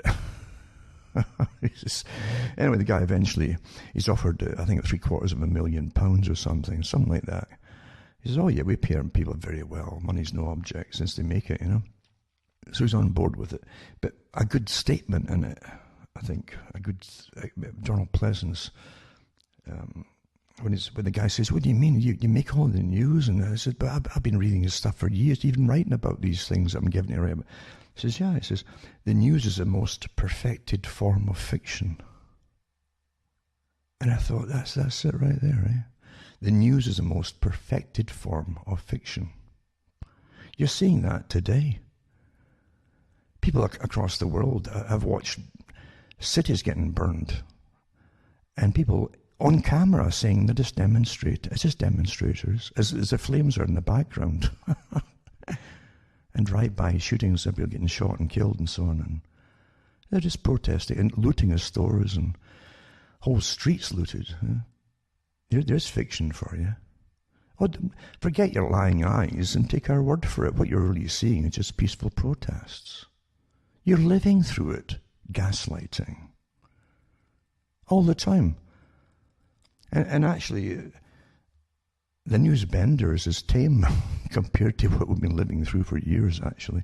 Never mind recently. But if you can get a hold of it, it's just worth looking up. You'll enjoy it. These little quips from the 1960s. And they make the stars, remember. They always make it's like Al Gore. Al Gore, years ago, he was in all the papers giving his speech about, the coming catastrophe of the planet if he didn't all start paying carbon taxes to his carbon exchanges. No kidding you. Here's the crooks, folks. Here's the real crooks right here, eh? Mm-hmm. And they belong to the real the Bond-type organizations, the bad guys. Yeah, they set up exchange banks where they're going to sell fictitious carbon. Like, they don't store it in anything. They're just going to say, this, you probably released this day, so that we want you to pay so much towards what you probably released this day into the air. And then they trade it, and it's like stocks, and it goes up in price, and they sell it. Blood and Gore was the name of his company. But anyway, Al Gore, they launched him too during that time to try to make him famous, because he wasn't famous for anything. So he says, I invented the internet, he says. There you go. There you go. Blood and Gore was the name of the company, though. I tell you. An inconvenient spoof, indeed. But this is what we live through, folks. There's an agency above it that owns the star-making machine. People don't just rise to the top through skills and talent anywhere. They must be presentable. They've got to appear what they want them to appear like a good actor. If it's a good scientist they want you to believe in, they'll create that scientist. Or they'll give you a technocrat and launch him to the world as being some wonderful genius and give him lots of financing. You had the same thing happening with Epstein, huh? And Maxwell, part of a group, and for years, folk, literally, that was a persona they created. He was a multi-billionaire, but in reality, the money was all owned by the company, the group that ran him. And we know that too. They're supposed to be taboo to mention it now, you see. Very powerful indeed. But it's the same too with Zuckerberg and all the rest of them. They're, these geniuses, just astonishing. And as they're launched as front people to really run massive spy operations over the planet and having control over everything and free speech, total control over speech. And folk think they're going to somehow evolve into a higher form of democracy. Oh, I tell you. Completely censored everywhere you look. And it's going to get worse and worse because this 5G is for a world, is part of the whole reset, the global reset idea. from the World Economic Forum, a whole new way of living, or I call it existing. It won't be living anymore, because it's bad enough being spied on in all electronic communications, but when you're getting spied on everywhere you go, everything you do, every transaction you make, everything you purchase, all on their system. Every thought that you have pretty well on their system. That's where it's going. Because I've said years ago, the elite will not be content to that phase of it. After that, it's a whole different phase again. But getting up to that phase, they won't be content until everybody is completely 100% predictable. That's the intention of it. And the people above you have no love for you at all. The people that you think are funding even the revolutionary movement have no love for the folk that are doing the revolutions at all. None, zilch. None. They're all being used. But the front leaders are getting well paid to be used. It's kind of like the Spectre and the different groups that you'd hear about, and the Bond groups. And that's where they got the whole idea from it. Again, getting back to Conan Doyle, it wasn't just some obscure idea of a Moriarty, who was a genius. It had geniuses at the top, absolutely. But they had no problems with murder and mayhem, No, there's no doubt about it. We're being heavily manipulated on a scale never done before with electronic media, including all those that are joining different camps, you see. The pros and the againsts and so on, of whatever it happens to be. And you'll find crowds gather. I remember years ago I gave the talk on the crowd. It was an old book put out years and years ago of the early studies of crowds, then later studies on crowds that add to throughout the years by behaviorists. They're constantly studying us. You understand, if you understand human behavior and what you can manipulate people into doing, and you know how they immediately form their pros and against, you see. They're for and against. It always happens. Then you can use them very, very effectively and very efficiently for your own purposes without them realizing that they're being used. Because most of them is emotional. Emotion runs crowds and overtakes the pure logic, you see, and reason. It's the right buttons to press. And right all the way back to Plato again. Plato said it, you use the same techniques used before to get the same results. And if you know the sequences of implementing something that worked, then it'll work again in the future if you use the same sequence. That's how it works with manipulation of the psyche and the emotions. Emotions are very easy to manipulate, really, because we've inbuilt likes and dislikes. Some of them are to do with survival. That's why folk hate the idea of abortions, a lot of people, because it's killing ourselves in a sense, you see. And when we start killing ourselves, there's no end to the next step. Start off with the young, then end up with the elderly. Oh, well, they don't know what's happening. Then just folk who are getting fed up living, let's add them to it. Let's add folk who are depressed to it. Let's add folk to it. They're just physically ill in some areas, although they could live for years with help. That's already happened. I've done the stories live a few years back. And it doesn't stop, you see, because you see that the system doesn't exist for you. Again, you're given the myth of a caring system by gushing psychopaths, when in reality it's vastly different. And behind the gush is a cold, clinical, evil mind. And that's what runs you for profit and for efficiency. Humanity has got nothing to do with it at all. That is the system you're in. And so you have these inbuilt things. So at election time, you always get the same topics up: abortion, pro and against, you see, which are instant. They're guttural. They're really, by guttural, I don't mean deep in your throat. It's down in your stomach, really. It's abdominal. It's a reflex action you'll have about things, because you're killing something that's not diseased. It's not unhealthy. It's healthy. So even medicine goes down the tubes. Long ago with it too, lost its credibility of do no harm. First to do no harm. We live in a corrupt system, very, very corrupt. And they must corrupt the people to go along with it, naturally. And that happens over time. And folk adopt the views given to them, the opinions given to them, very cleverly given to them. And they don't even know they've been downloaded into them in a sense, bits and bytes, by techniques with language specialists. Language is more than just how to convey messages. It's how to have people implement it within themselves with guaranteed results. And you have psycholinguistics and even other related arts to it, all connected, that will give you the correct views and opinions and emotions to go with the opinions.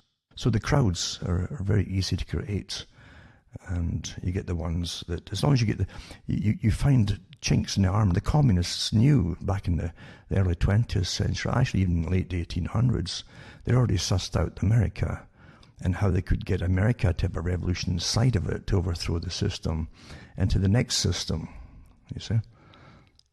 They'd already had a previous revolution to bring in one system. It's always the elite, really, who are bringing in their own revolution. I hope you understand that's what's happening today with the global reset from the World Economic Forum. And the revolutions in the street, it's not the ones in the streets that are doing it, or the ones who think they're communists, etc. It's the ones who are above them, who own this system. That's why it's been allowed to happen. Haven't you figured that one out yet? That's when it's allowed to happen, and that's why the media is on board with it. They're told to be on board with it. Huh? It's the elite system going to the next phase for themselves. This is what you're living in. It's bad enough being lied to the bitter end until you get the jabs in your arms or wherever they want to stick it. But it's just, conning you all the way to it. Oh no, we might not do it. Oh, I might do it. I might not do it. You're going to get it. You still have your choice. No, you won't. It's going to be mandatory. This is how they play it with you see. But it's the elite's global reset for themselves. And most of the folk on the planet right now, they claim are superfluous. The Georgia Guidestones, no one's blown them up. Where's Antifa and the rest of them there? Because they're talking about primarily, to start with the third world countries with a massive population. There's no big gun down there knocking them down. And I'd like to see them try. You see, suddenly you would see some amazing force on the premises that would stop them. Rather than have, buildings are okay to burn down and people's homes, but no, I'd like to see them go. They won't go anywhere near it because their leaders tell them what to do. And it isn't just the leaders that you'll see, that the spokespeople, they have ones below them, like 3 ranks, you see, and they're all like NCOs behind them, and they're all paid. These ones are all paid, and then get the rest of them to go along and do what they're told, and take the heat and the blame afterwards, and the prison sentencing. That's how it works. But it's for the elite at the top, for goodness sake. You haven't seen them either going for the top banks or anything. Or why haven't they gone to the Federal Reserve building?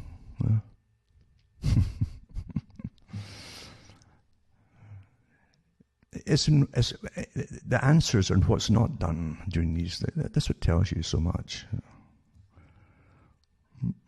There you go. Anyway, you're living in a system that's, the owners of it have decided to go into the next phase for themselves. And all of this is getting used to bring it into a world of sustainability. You've heard too all the articles recently, or they read them, or maybe most folk hear things or see them now because they all watch TV. I don't watch TV. I get clips sent to me on the internet here and there, or folks send it on disc because my internet speed is so slow, because I get hammered for what I do here, for what I say. I mean, it's almost dial-up speed during the day I'm getting now. It's all intentional and plausible deniability. But it's not our end, sir, It's maybe your equipment, maybe I've been through it for years, back and forth with them. That's what they do. That's the reality.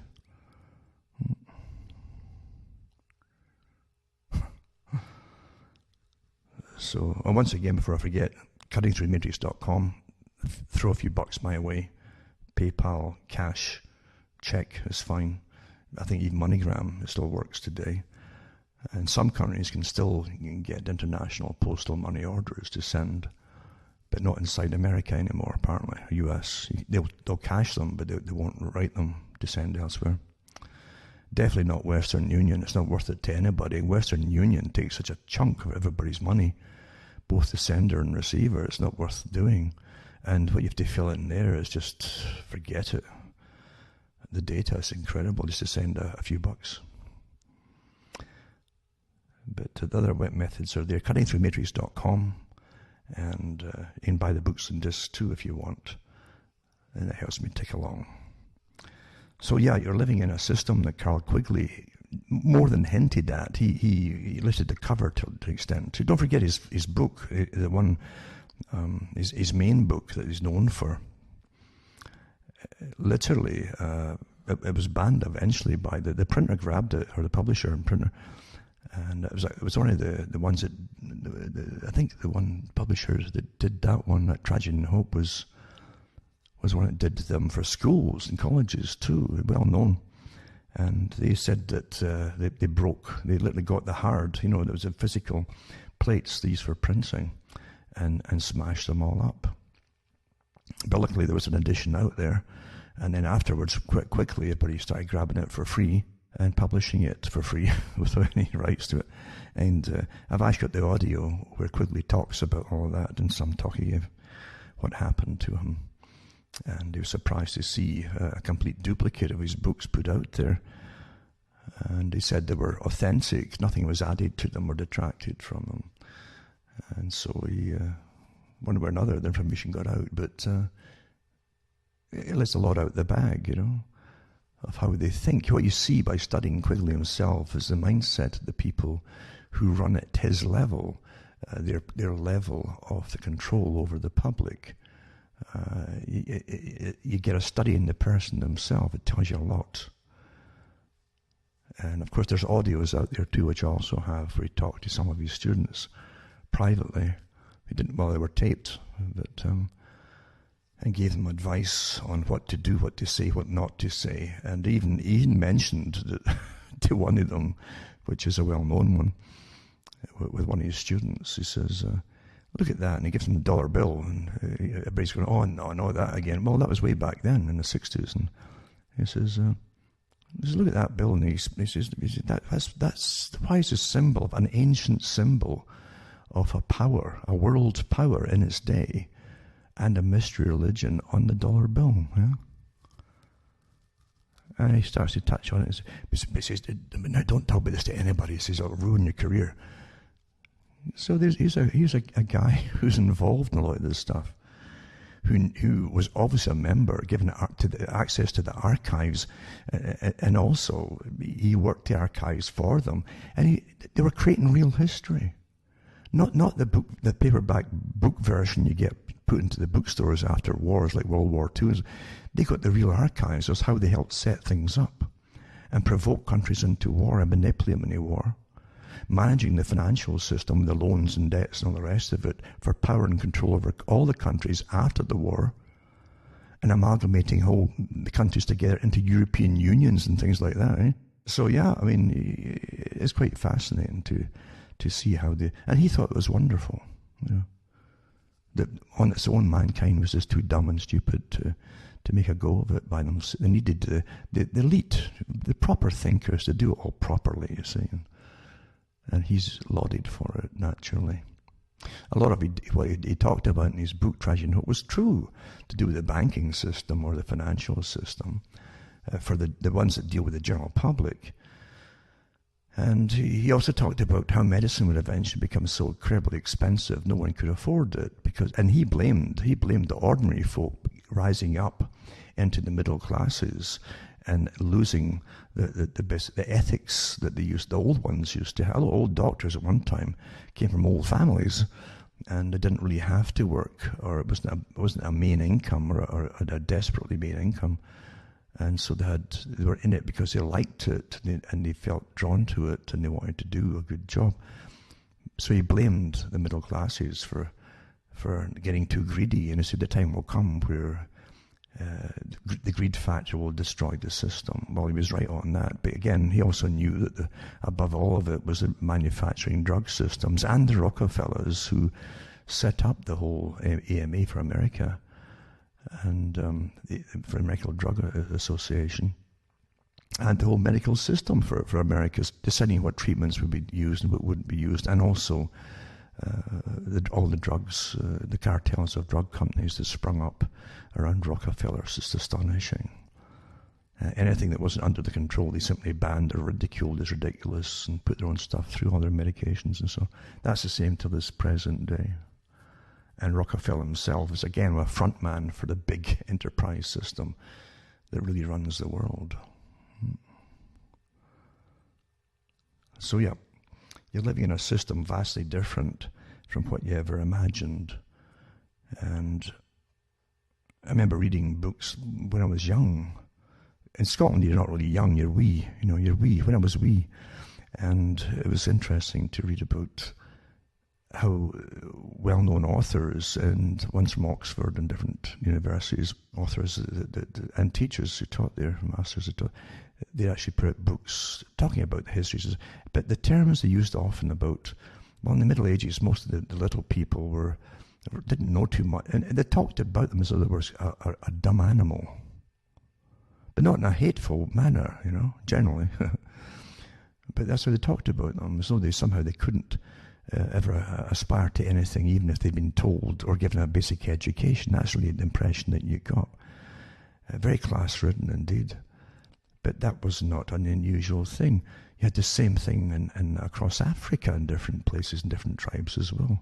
Look at India, and even inside the Hindu culture with its stepped system, right down to the untouchables at the bottom, and it's written into basically their whole culture or law that this is quite normal. That's how they perceive it, and there's no chance to change it. You see. And they add karma to it. That's your karma as well. So you couldn't change it. So you see what I'm saying? So it's all fortified to stay that way, and that's what they want. That's what the rulers wanted for thousands of years. And it benefits those at the top naturally. And then you can see you can say what you want about the eugenics are really involved with discussions on India. They're fascinated by it, and they've studied it amazingly well. Because if you get the ones at the very bottom breeding with the ones at the very bottom, they say you'll get the same kind of there's really, this is what they say, but that's the same terminology they use for, as I say, for people in the British Isles for centuries and centuries. You go back into I could go on and on. There are segments of society that look down on different occupations, and one that's a favourite to be looked down upon is farming for some reason, and because it's the most important thing they can possibly have to get food to live. So it's I'd say it's more important than everything that lives on top of it, right up to the parasitical groups at the very, very top. That obviously use everything that sustains the public, the general population, and enrich themselves off of it. Without farming, none of that would exist. There would be no top. Think about it. So it's kind of ridiculous to look down upon farming, which is so essential, and it's also, there's a lot of science involved in farming to make crops grow, etc. It's a matter of just putting a hole in the ground and dropping a seed in, as Mr. Bloomberg mentioned in an article a couple of months ago. There's a lot more to it, and it's hard work. None of us would survive without the farmer. It's the most basic thing. What do you need to live? Food. In a system who believe that the highest thing is to get money and deal with money and acquire as much money as possible. And then you end up with all the ills that causes in the world. You really have dilemmas, don't you? In other words, the more psychopathic a people are, the more successful in that system they've designed for themselves will happen to be, and the more they'll despise the people at the bottom that really either can't or have no inclination to climb up there and acquire incredible wealth. But what they're doing is so vitally important, or the ones at the top would be starving to death. It's such a ridiculous. You'd think the ones at the bottom would get more applause. for what they do, that they bent over and working hard. And they owe so much to farming, absolutely. That's why farming is the first thing you get controlled. They want to keep the prices high. I read the articles a few years ago, in fact, when the United Nations, because they have their own department for agriculture, and they get everybody else to sign on to their different agreements, and they can reduce the food supply of the planet and increase the cost. Because, as they say see, again, under energy, technocracy, and everything's energy. And Wells said it, and others since then said it, and ones that the United Nations have said it. If you feed the people, give them good food, then they're healthy. And if they're healthy, they can actually breed, successfully breed, with less problems or stillbirths and problems like that. But fertility improves. You see, it's a bad thing having fertility improving when their whole object is to bring it down, like the Georgia Guidestones. The West, as Bertrand Russell said, had already been tampered with, and that's why fertility would drop. And what's the biggest problem in the West? Infertility. Just coincidence, right? What I'm trying to say to you is, you've got to get out from underneath this umbrella of what you think is normalcy of the system under which you live. We're definitely run by a world organization, massive. It's got tentacles and everything, and you're seeing it now with the whole. I say every country's politicians on board, spouting the same lines, just like the news. It's like the news from Reuters. They're all spouting the same lines, line by line by line, to the public. Why don't just give us one news outlet? It would save a lot of money. Why have them all saying the same thing? Well, this to give you the idea that they're all independent and different, which they're not, when they're all spouting the same stuff. That's why. And they still have a few other things to finish off yet, But you've got to start thinking for yourselves, and not falling for everything that's offered to you, whether it's information or anything else. Those on the streets, and this is how, when you study the psyche of the crowd or revolutionaries, when you study the writings that are put out by Weishaupt and his group, the reason that literally they were hunted in Bavaria, but they'd already moved out and long ago into the wider world through the lodges, and it's been recorded they were all through America too. But it was the massive deception, how every layer of society would be getting conned, basically, and fed lies for different purposes, and different factions created to be stirred up and to be used against other groups that would be stirred up and to be used. It's quite amazing to see how well it was understood way back then, how to do it all, and obviously been done already through experience and studied. You can imagine how well it's studied today, it's understood today, when you see it on the streets. And they know how to again, don't forget what Mazzini said. Mazzini was taught by Albert Pike. And at that time, they didn't call it a communist party. They didn't call it a communist party till Lenin and Trotsky were in power. But it was called the World Revolutionary Party. It was the same party that others had fallen for, like Lord Byron, the poet, and so on, and Tennyson. They all thought it was a romantic thing to join. And you can read Burke talking about the French Revolution and other ones too, what happened. You see the patterns in it, which never change. They always repeat themselves. And what happens is start fighting each other as the folk behind and doing all the burning and often the killing too, decide they're not getting all the things that were promised, and then they start to see flaws in the leaders. The reason being, the leaders are really there for a different purpose. And you see, it's all understood. But it's all been done before, over and over and over. But again, Mazzini,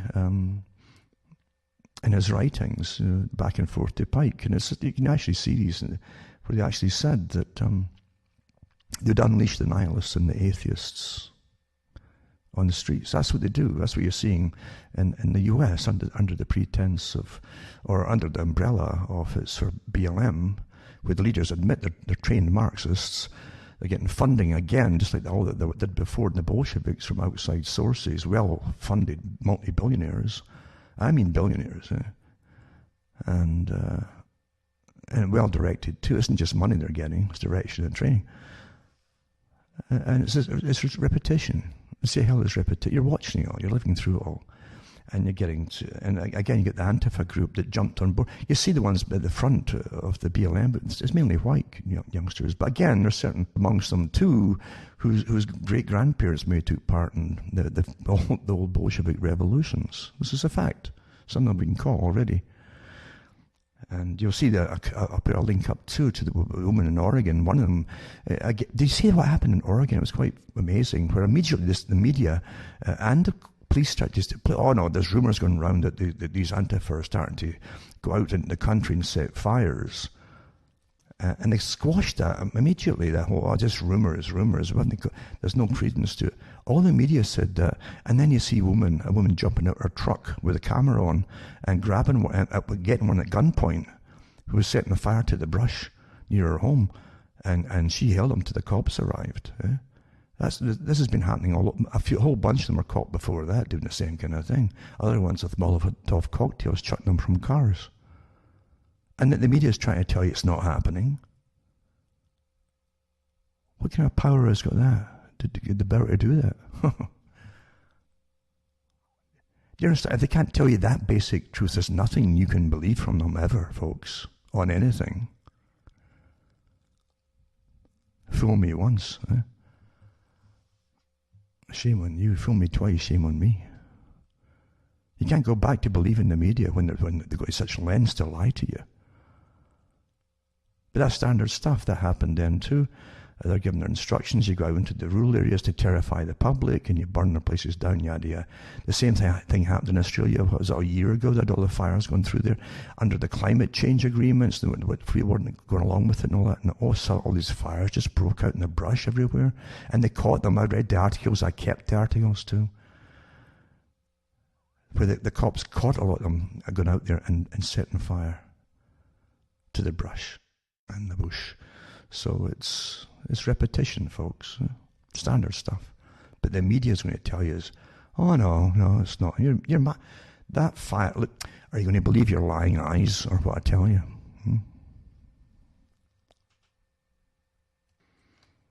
And also too, I do read all the emails. It's awfully important to get information from people, and it's touching when you can get into people's lives, and you get the problems they're going through during the COVID, and with the personal things that are happening too, and that's the real world. That is the real world, folks. And people are going through everyday kind of problems of all kinds, and family problems and marital problems too, and in different countries, and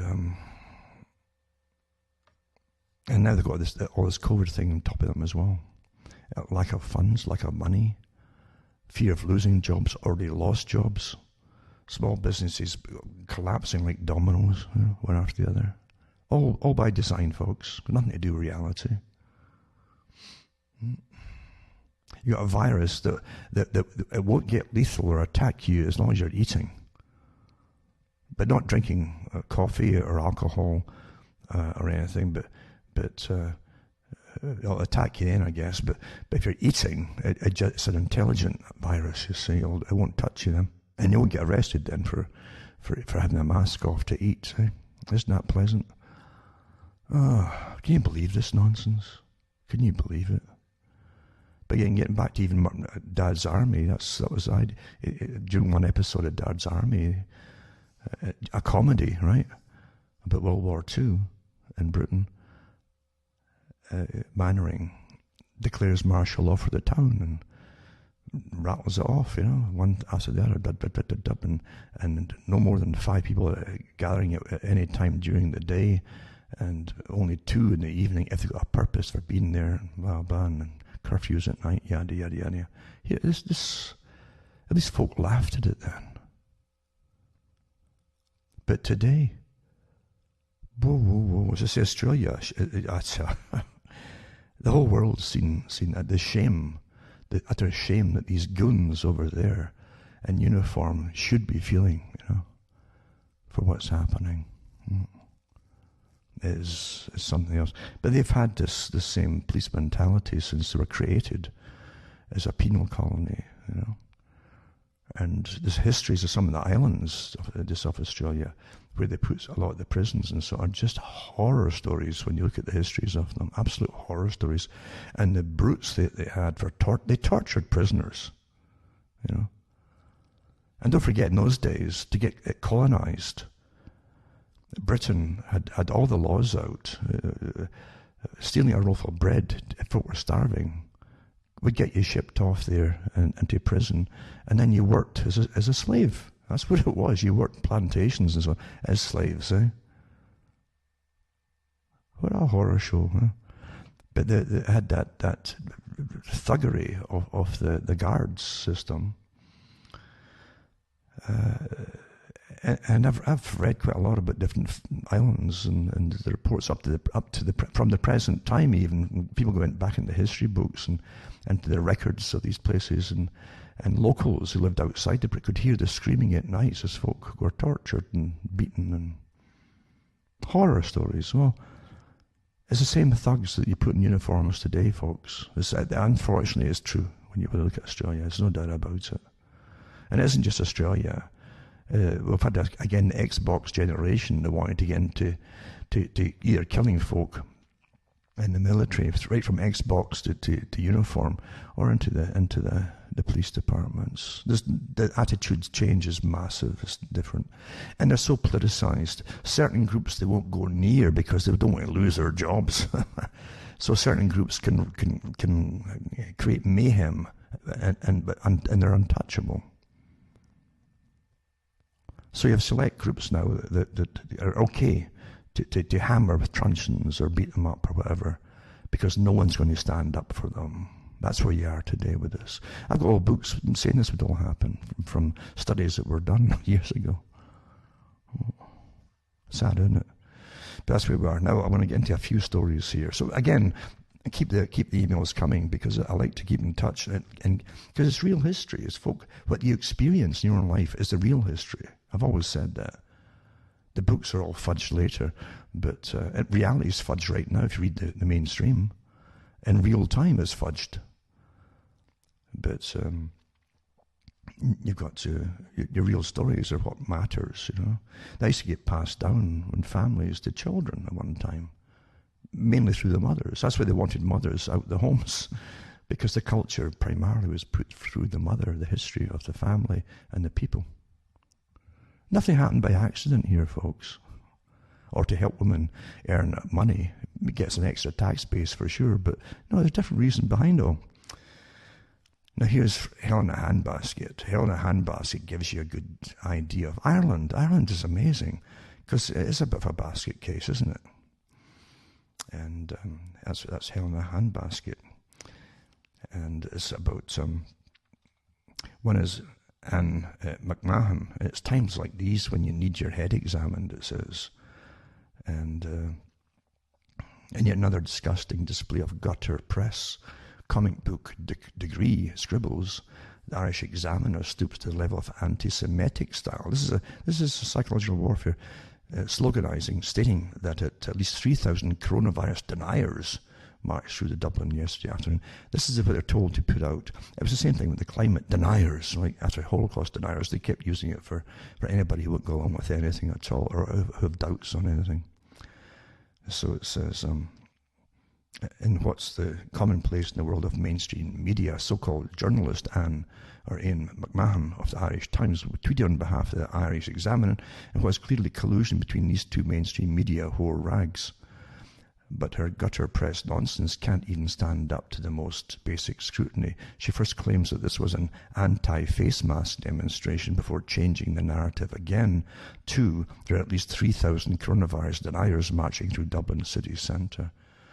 Slogans range from take off your mask and it's only common cold to wake up people. So you're a coronavirus denier. There you go. Did you hear too, and I'll put it up again, the link to Robert Kennedy Jr., his talk in Berlin.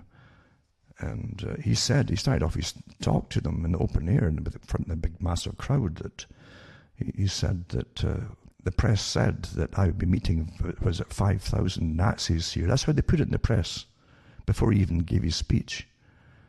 And he said, I don't see Nazis anywhere, you know.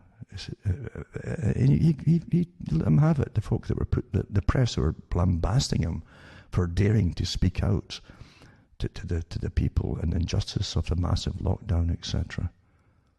See, there's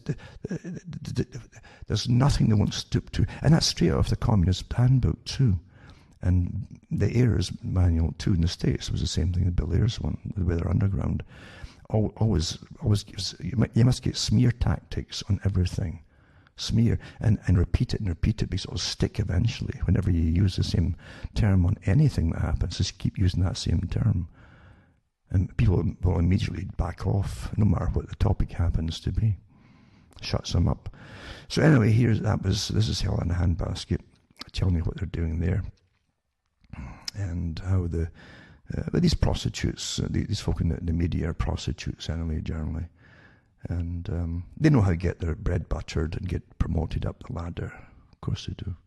Another article by the same author is locking up infected politicians would be a start. And as Dublin prepares for more mass protests against government tyranny under the guise of a fake pandemic, it comes as no surprise that the city has now been threatened with further restrictions on movement and gatherings. Well, that's emergency powers or martial law, as they call it. All NATO countries, by the way, I've got the article here, have signed on to this exact same agenda, right down to the forced mandated vaccination.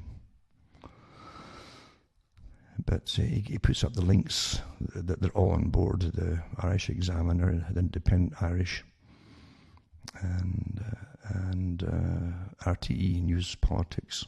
It says, tyranny once unleashed cannot be curtailed unless the people gather in large numbers and demand, first vocally and as a last resort violently, to overthrow their tyrants. We've seen the same actions lauded in the mainstream media in countries supported by the West in North Africa, the Middle East and elsewhere. Most recently, Belarus, albeit that this is orchestrated by the West, as courageous and noble acts by brave people to curtail tyranny, to overthrow their brutal dictators. There's a colour revolution. See, we've been funding all the colour revolutions, but you'll have one at home yourself. It's not authorised. They won't allow it, you see. By the way, I mean, I said years ago that they were training a generation to grow up, you know, to overthrow their parents and grandparents and the system through the colleges, through the schools and colleges. And I said the same thing too. I said, there's a great big eating machine that the West has been using for 30 years now. We had Gulf War I right through into Afghan War, and then into Iraq, and a whole bunch of other countries too across Africa, and eventually going into towards Syria, and taking out Libya, one after the other. And there's a whole bunch yet they've started to take out in Iran and so on. I said, eventually this big eating machine that you've all been paying for and supplying the troops material for will come back home to eat you all. Well, welcome to it, folks. Here it is. This is it. And you have big colour revolutions that are the soft, but it's the kind of soft, in between soft and hard power. They call it soft if it's really protesting. And that's why they want to keep it calling it a soft power at the moment as they burn cities down. But that's a precursor to the big one, you know. And then they're going to use the troops on the streets with the COVID thing and the vaccinations and curfews and yada, yada, yada. This is what they want. Is in the Emergency Powers Acts I've got here for Britain and for Canada too, and a few other countries. But all NATO countries, it's the same one when you look at them.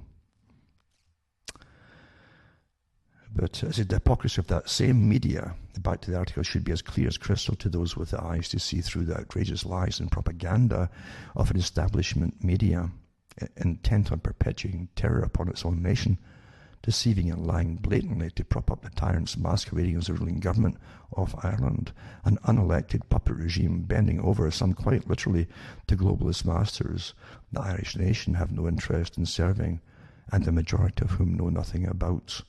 The folk don't know who's running them, do they? They don't know anything about it. Who's really running them, do they? They have knowledge to a limited extent of the European Union, which has devastated the country on the back of massive loans, which the Irish taxpayer has been put on the book for. And I've got the articles. I remember the videos too from the World Bank and IMF when they were giving their diktats to the Irish, because they're up to their eyes in the hawk after the last bank crash. That wasn't just in the States, that was worldwide, right? By the same crooks that are bringing you COVID, by the way.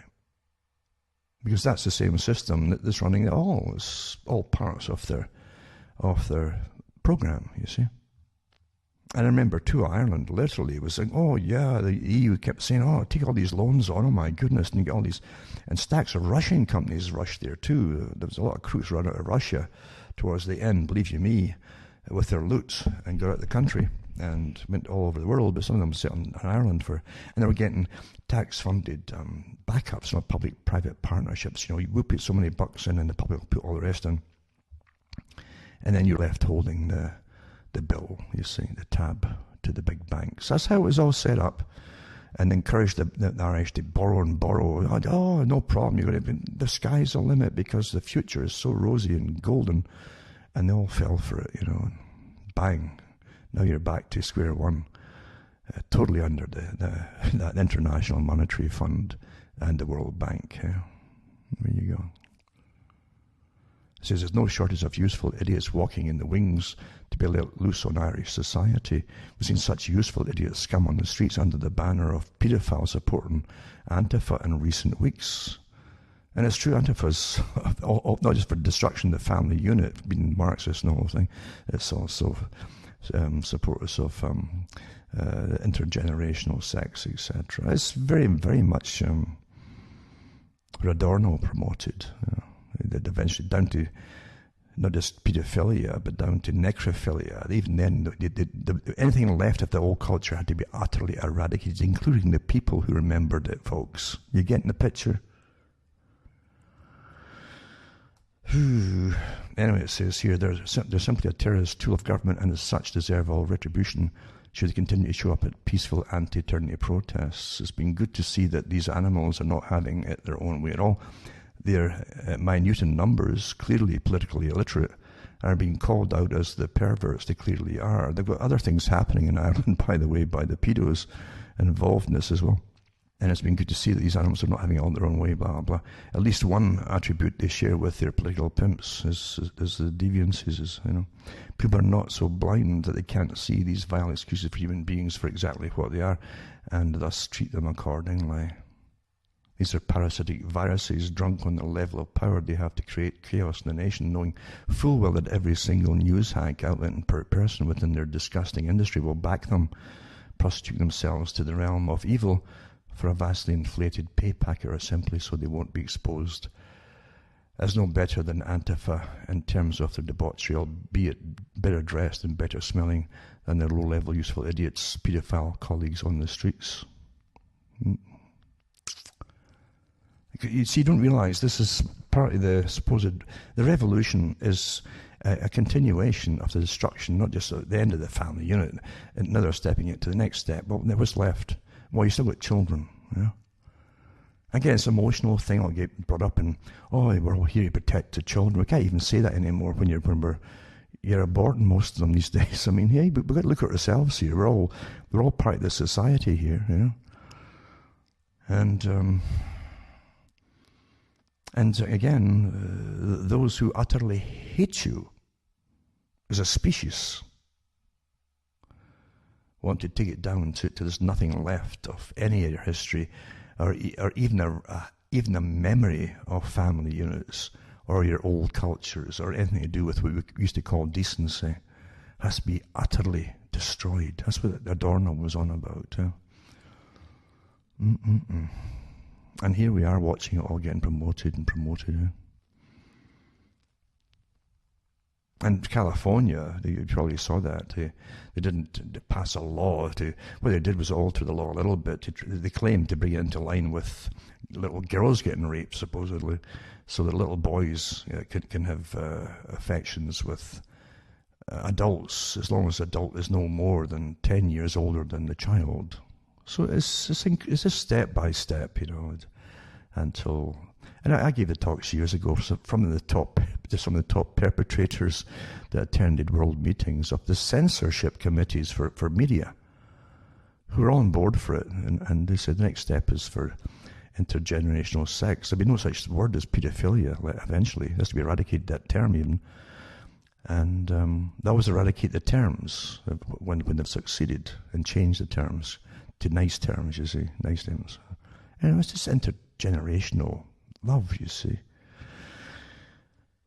And, well, I won't even get into that. I think we're so far gone as a society. That's, the children don't have much of a chance. You already had it with last week's talks when I talked about, so I mentioned one teacher in the US, in New York, who was far left, you might as well say he's communist too, who was complaining and worried because with the at-home internet learning, it was all designed, by the way, by Bill Gates. For those who don't know that, he came up with a big program to, it'd all be the reimagining education, just like you're reimagining policing, reimagining healthcare, this is all from the same characters. But anyway, that's what this teacher said. He was getting worried that the parents might catch on to what they're getting taught, these young children, to do with what we're talking about now, as an example. But again, the folk have no idea there's been a war. There is a war on you all. And there has been a war on your parents and grandparents, even further back than that. A complete war to eradicate your culture and your memories and your way of being, and to introduce this new one, which has been authorized, which would never work functionally because it's against all the things that worked before. It can't survive itself. And that's quite fascinating just to even understand that much, to see how it's all getting pushed. Anyway, Helena here, handbasket, Helena handbasket is talking about total rebellion and so on. And talking about all those who caused the problems have to be basically brought to justice. And that's true. I've said it before that Bush Jr., after he was out, with his slaughtering wars, etc., on behalf of others, leaving in everybody with the bill at home, said that, he says, oh yeah, I remember telling, it was a guy next to him, I don't know if it was McCain or who he was telling. He said, I remember telling him, I said, if the public ever find out what we've been doing, meaning deceiving them all and calling them into wars, if they ever find out what we've been doing, he says, they'll chase us down the street in big mobs, he says, with rope in their hands. Well, shouldn't he be brought up in crimes against humanity, a war criminal? All these folk who are on the drumbeat, the massive drumbeat, to totally destroy society, even using COVID, closing down the entire world's industries and small businesses, completely gone, most of them. By design, first time in history, lock down the healthy. Stop all commerce. Guess what happens? Oh, governments, please feed us. And they'll come out, the government's sending out squads to food to deprived areas. And they'll say, oh, thank goodness, aren't they wonderful? And the media will go into action, aren't they wonderful? Yeah. Angels of mercy in uniform. Oh, you can see it all now. But then they should all be, and all these liars that have lied. Look at the lies they gave you and admitted to it now, right? They inflated the numbers. 96% didn't die of COVID that had down before. And it's very doubtful if the other 6% did either, to be honest with you. They died of anything. You're getting put down as COVID. They're still, and I gave the articles up last week and the week before from the sources for Canada and the States and Britain, and they're still saying for every one that could have COVID, right, if you test COVID on that stupid test, the swab test, which is completely bogus, But if it comes back positive, they can put down in their computer systems that they probably already infected 10 people, each one infected 10, to inflate their numbers. They're still doing that. Why don't these folk get arrested? And the folk who gave you these, who destroyed your economies by design in advance before you heard of COVID. This was planned, folks, Event 201. Lockstep as well. So put them up. Another article too, where we get away from a handbasket here. Drunken decision-making tyrants laugh at publicans. That's people who own the pubs in Britain. And the public, whilst downing taxpayer-subsidised booze at work. Talking about the politicians in Ireland. And it says, the latest stab in the back in the culture of establishment superiority complex on steroids. The Dale private bar, this is the politician's private bar, is open to totalitarian drunks, TDs, while the rest of the country's 3,500 bars remain closed. So they've closed all the bars. But the ones for these they can go to their own bar and get drunk. And it says the rest on 3,500 other bars are to remain closed unless they can provide a substantial cooked meal. What the heck is substantial in this day and age? Substantial cooked meal. So I guess the virus, again, won't, if you're having a drink, it'll attack you like crazy. This would be great for the prohibitionists. Can you imagine it if they could have drummed up the COVID idea back then? Oh, the demon drink will get you. That virus is going to get into through that beer there, and down you go. That's it. But if you're eating a meal, it's okay. The virus is, it's a pitiful virus. It's a poor soul's pulp really needs that dinner there. And we are dumb enough to believe and go along with this nonsense. Anyway, this assumes that the common cold or given its new normal name, coronavirus, knows you're eating and therefore cannot possibly infect you. There you go, see? There you go. Mm-hmm. But it's true enough. I mean, we're living through absolute mockery of logic here by design. And one, too, is DARPA-funded implantable biochip to detect COVID-19 could hit the markets by 2021. An experimental new vaccine developed jointly with the US government claims to be able to change human DNA and could be deployed as early as next year through a DARPA-funded injectable biochip. It says here. I'll put this one up. And it says the revolutionary breakthrough came to a Canadian scientist named Derek Rosey in 2010 purely by accident. Yeah, sure. The now retired Harvard professor claimed in an interview with the National Post in Canada that he found a way to reprogram the molecules that carry the genetic instructions for cell development in the human body, not to mention all biological life forms. So you take this shot, folks. Good luck to you. And so he says, these molecules are called messenger ribonucleic acid, or mRNA. You see, ribonucleic acid is RNA, and the M is the messenger. And the newfound ability to rewrite these instructions to produce any kind of cell, listen to this, to produce any kind of cell within a biological organism has radically changed the course of Western medicine and science, maybe even the human bodily structure. It says, even if no one has really noticed yet, as Rosie himself puts it, the real important discovery here was you could now use mRNA, and if you got into the cells, then you could get the mRNA to express any protein in the cells. That means express is to switch on, and express any protein in the cells, and this was the big thing. It's so big that by 2014, Rosie was able to retire. No joke, I'm a huge surprise. After the company he co-founded with Flagship Pioneering, it's called Flagship Pioneering, I guess, private equity firm to exploit his innovation. Moderna Inc. This guy's part of the establishment. He's in their front, obviously. This is how it's been done in your whole life and before you were born. So Moderna Inc., right? That's invented nothing up until now. Do you understand that too, right? The only company that Fauci said he trusts them to make the vaccine. Just surprising, Made nothing before. All ready to go, though, attracted almost $500 million in federal reward monies to begin developing vaccines using the technology. No longer affiliated with Moderna beyond his stock holdings, Rosie is just watching for what happens next. And if he's anything like the doting hockey dad, that's how they present him in Canada. Oh, he's a hockey dad, like we're all nuts on hockey or something. He's portrayed to be, he must be horrified, eh? Remote control biology. As early as 2006, DARPA, right?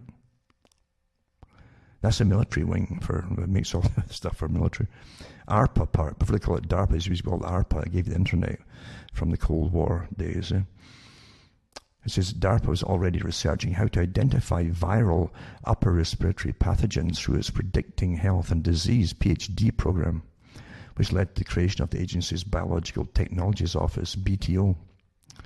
As reported by Whitney Webb in a May article, which I have as well, for The Last American Vagabond in 2014, DARPA's BTO launched its in vivo nanoplatforms, IVN, which researchers implantable nanotechnologies leading to the development of hydrogel. Hydrogel is a nanotechnology whose inventor early on boasted that if it pans out with approval from the FDA, then consumers could get the sensors implanted in their core to measure their levels of glucose, oxygen, and lactate.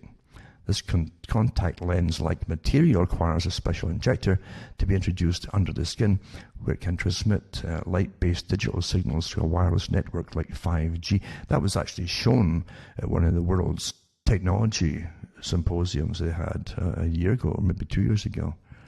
I'm not sure, was it Switzerland maybe? I can't remember.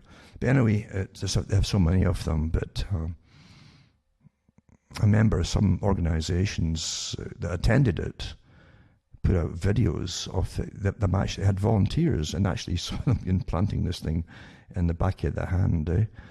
And this is a real this video of up there. I think True News. People sometimes come down on any kind of religious site, but they put a lot of good news out too. But they did have a clip, I think, of this happening in one of their talks this year. And you can actually see that the guy getting the thing injected into his hand at the demonstration itself. So this is going on, folks, you know. And again, you had the old ones too, from a few years ago, where they tried some of these things out for people who went to discos in Spain and places like that, and in California, and you could actually use it like a credit card. It could take off, just deduct by swiping your hand across the machine, the cost of the drinks and so on. Hydrogels are nanotechnology. So it says that the FDA, then consumers could get the sensors implanted in their core, right? And it says a penny aside, a 3D printed hydrogel model of a lung mimicking air sac at Rice University's Houston, our BRC lab. So it shows you the size of this thing alongside a penny, you know. Once firmly implanted inside the body, human cells are at the mercy of the mRNA program delivered via the substrate, unleashing a nightmare of possibilities. Is perhaps the first true step towards full-on transhumanism, a philosophy which has been rather light with the word, I think, that is in vogue with many powerful, influential people such as Google's Ray Kurzweil and Eric Schmidt. Now, they're just front people to promote it all, and whose proponents see the fusion of technology and biology as an inevitable consequence of human progress. The first term was used by Julian Huxley, transhumanism. And at that time, he referred to it to people like himself who came up with the proper breeding, like kind of inferring that the mothers and fathers had been selected carefully, just like Charles Darwin, of course, who the Darwins only married with the Wedgwood family for generations. Some of them married their aunts and so on. I think, in fact, Darwin's wife died. He married his mother's sister. There were Darwins, you see. So anyway, it was the same thing with Huxley, you know, Julian Huxley. And Julian, in his talks at UNESCO, part of it again to create a world educational system to indoctrinate and get a standardized system of the public under UNESCO. You're using science rather than any other moral authority, just science. as indoctrinative technique and purpose. He did say that we are transhumanists, meaning the ones who want to change the world. I mean, this select strange group again, the same group that brought in the Lord Alfred Milner group and all the different characters you read in the modern history, fairly modern history, belonging to this world-dominating society for an empire, standardizing the world and its resources under their hands. But wanting to help the people. And you say, wanting to help people the same. They're doing it all for altruistic reasons, like empire building and wars and things. It's for, they're illuminated people, right? This is, he calls himself, we are transhumanists. The very fact that we have these ideas to help society and the poor souls makes us transhuman. We're willing to sacrifice everything to become transhuman. So a separate species ties in with Lord Bertrand Russell's, when he said in his book, he said that eventually, with the proper breeding and selective breeding, like designed by experts for the upper classes, he says, they'll eventually become a separate species. You understand? Anyway, there you go. And by the same token, by bringing down and reprogramming the general public down below, the proles, you become a separate species anyway, wouldn't you? A different one.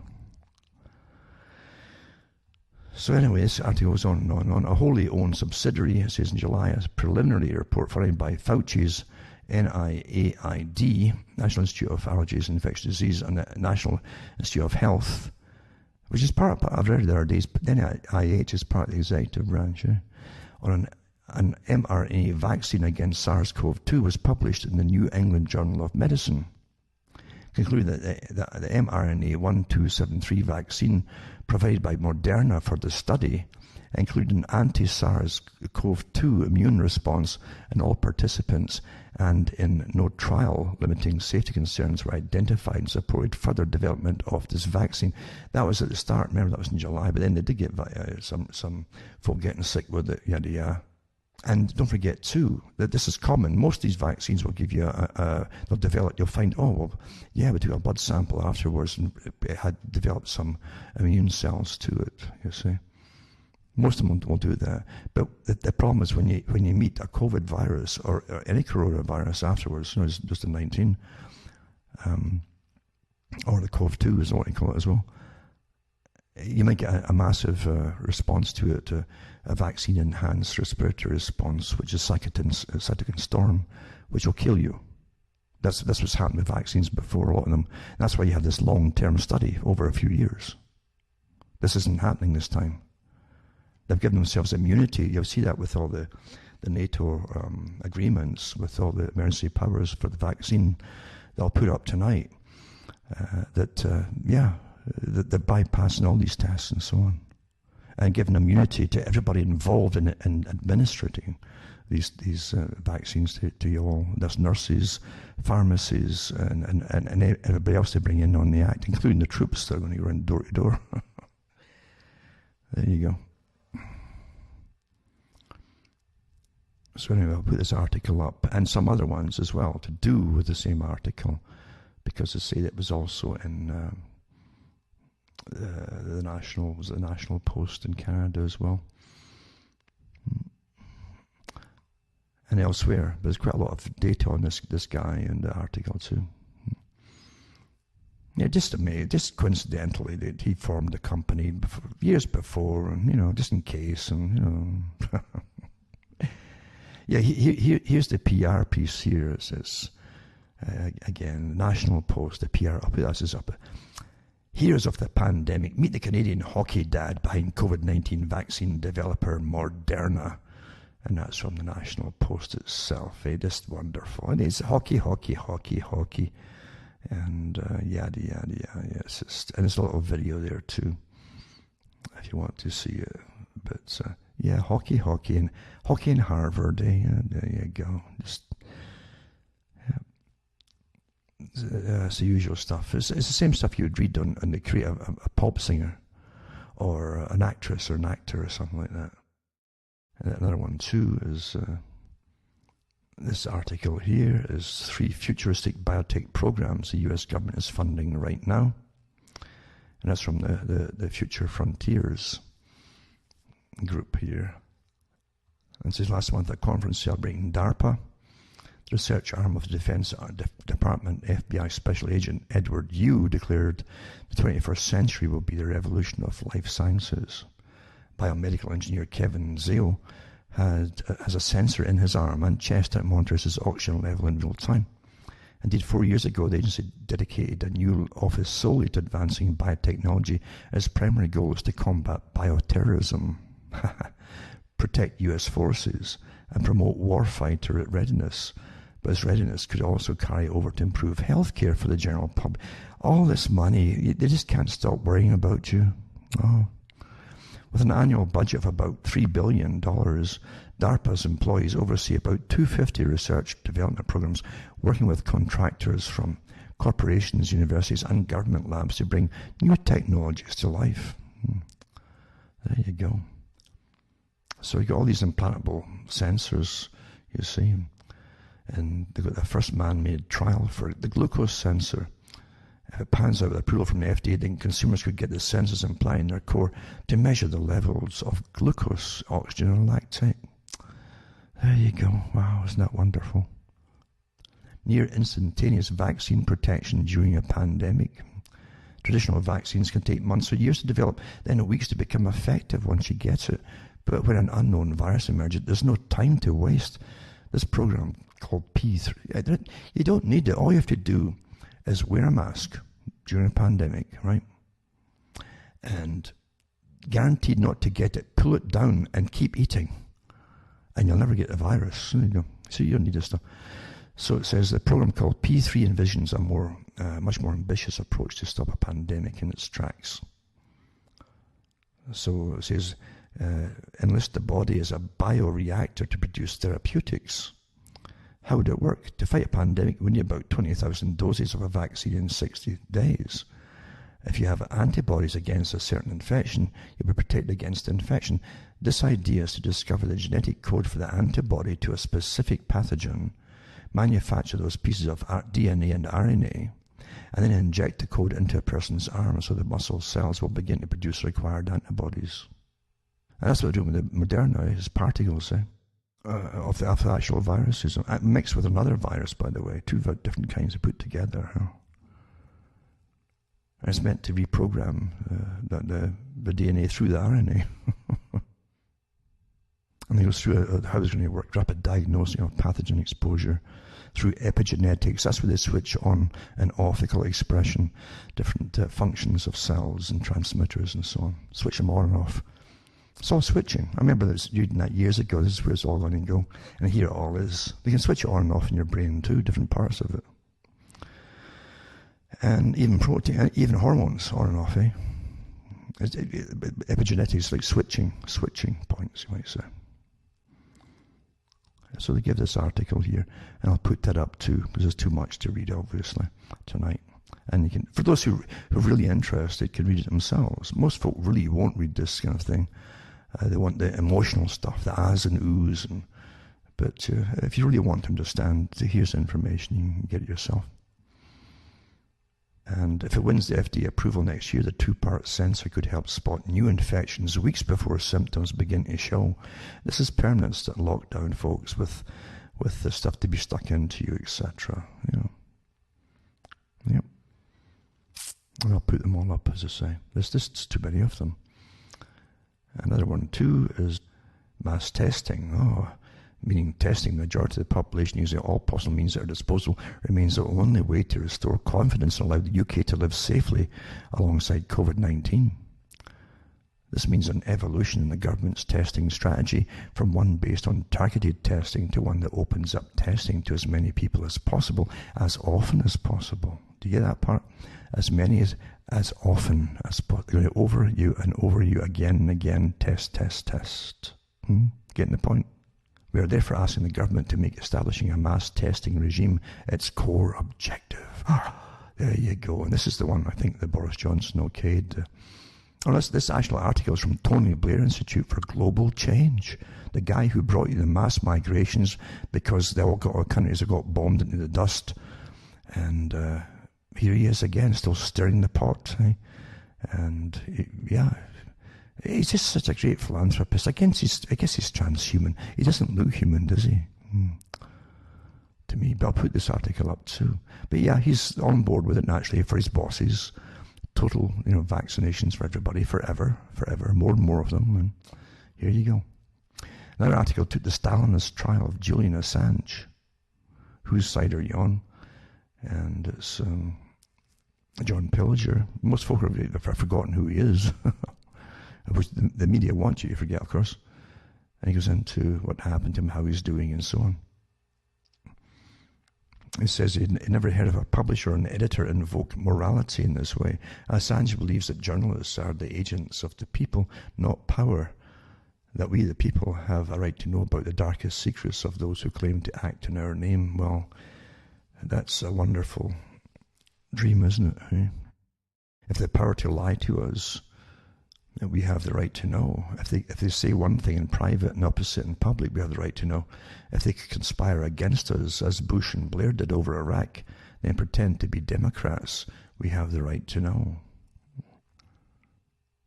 It is this morality of purpose that so threatens the collusion of powers that want to plunge much of the world into war and wants to bury Julian alive in Trump's fascist America.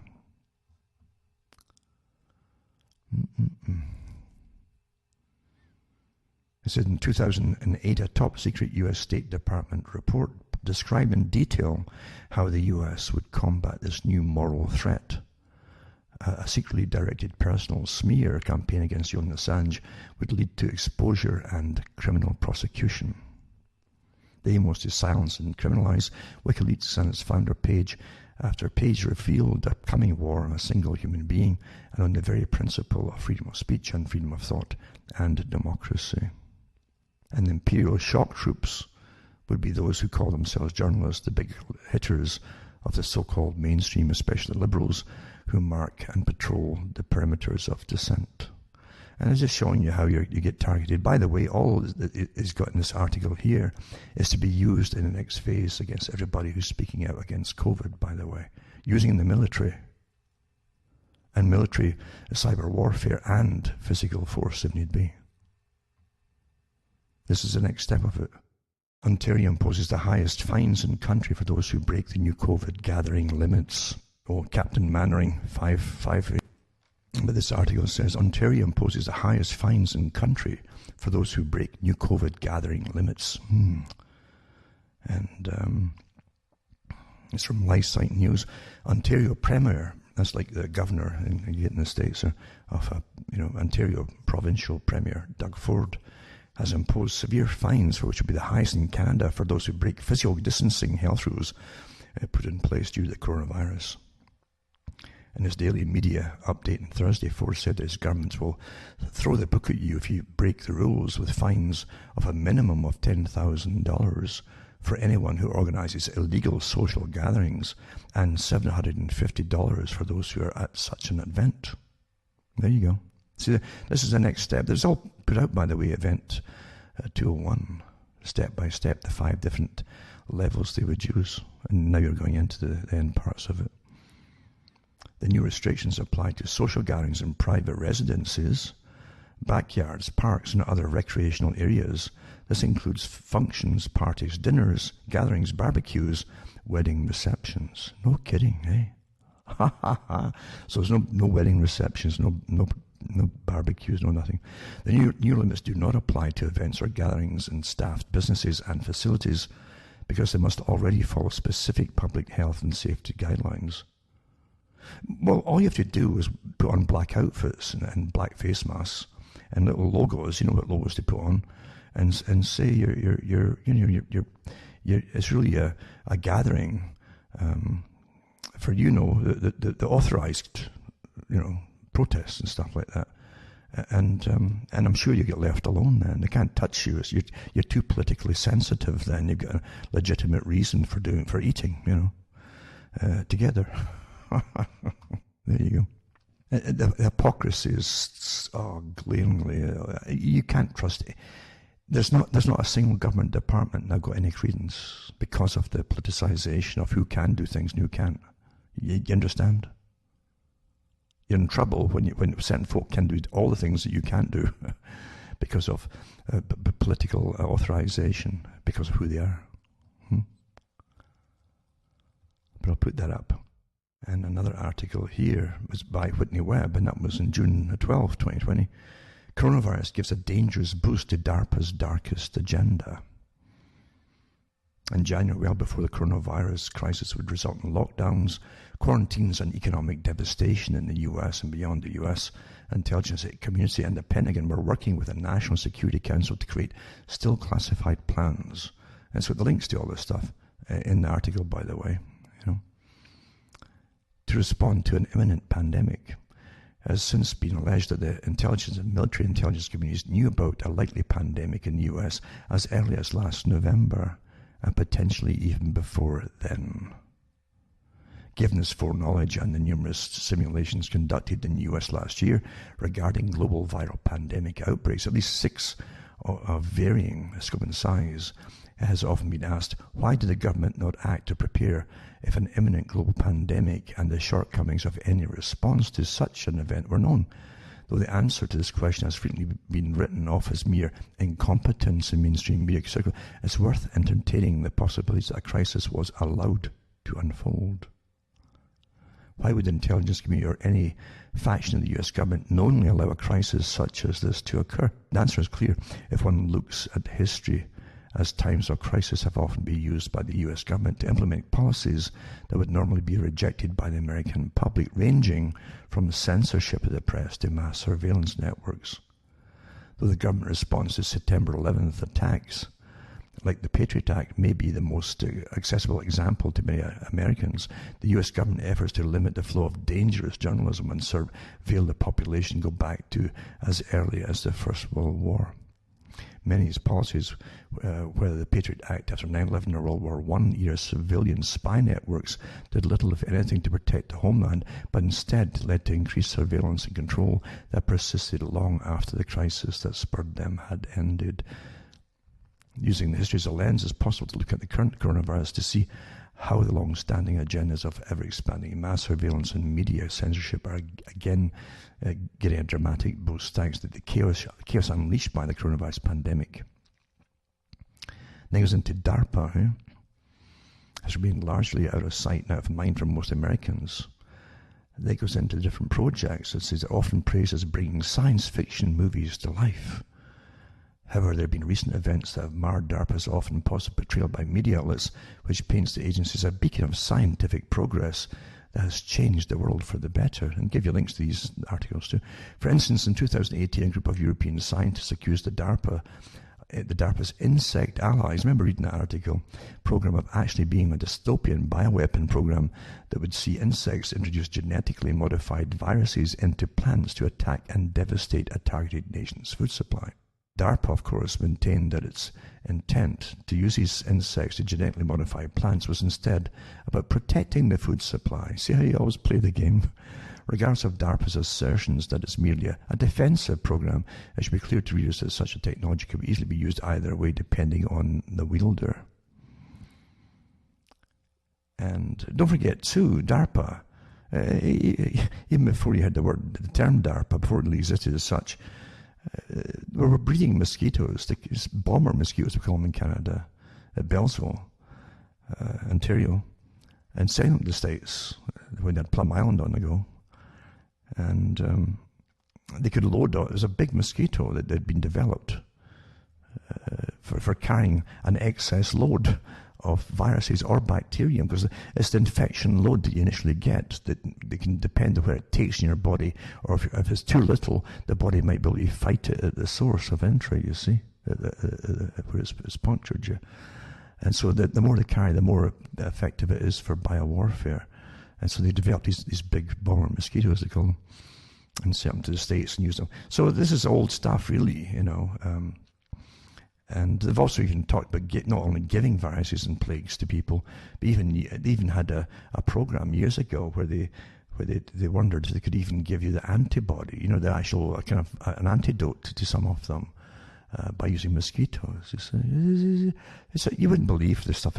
It's way beyond sci-fi, but it gets. I've even seen that thing in some sci-fi movies when the military releases stuff to cure folk.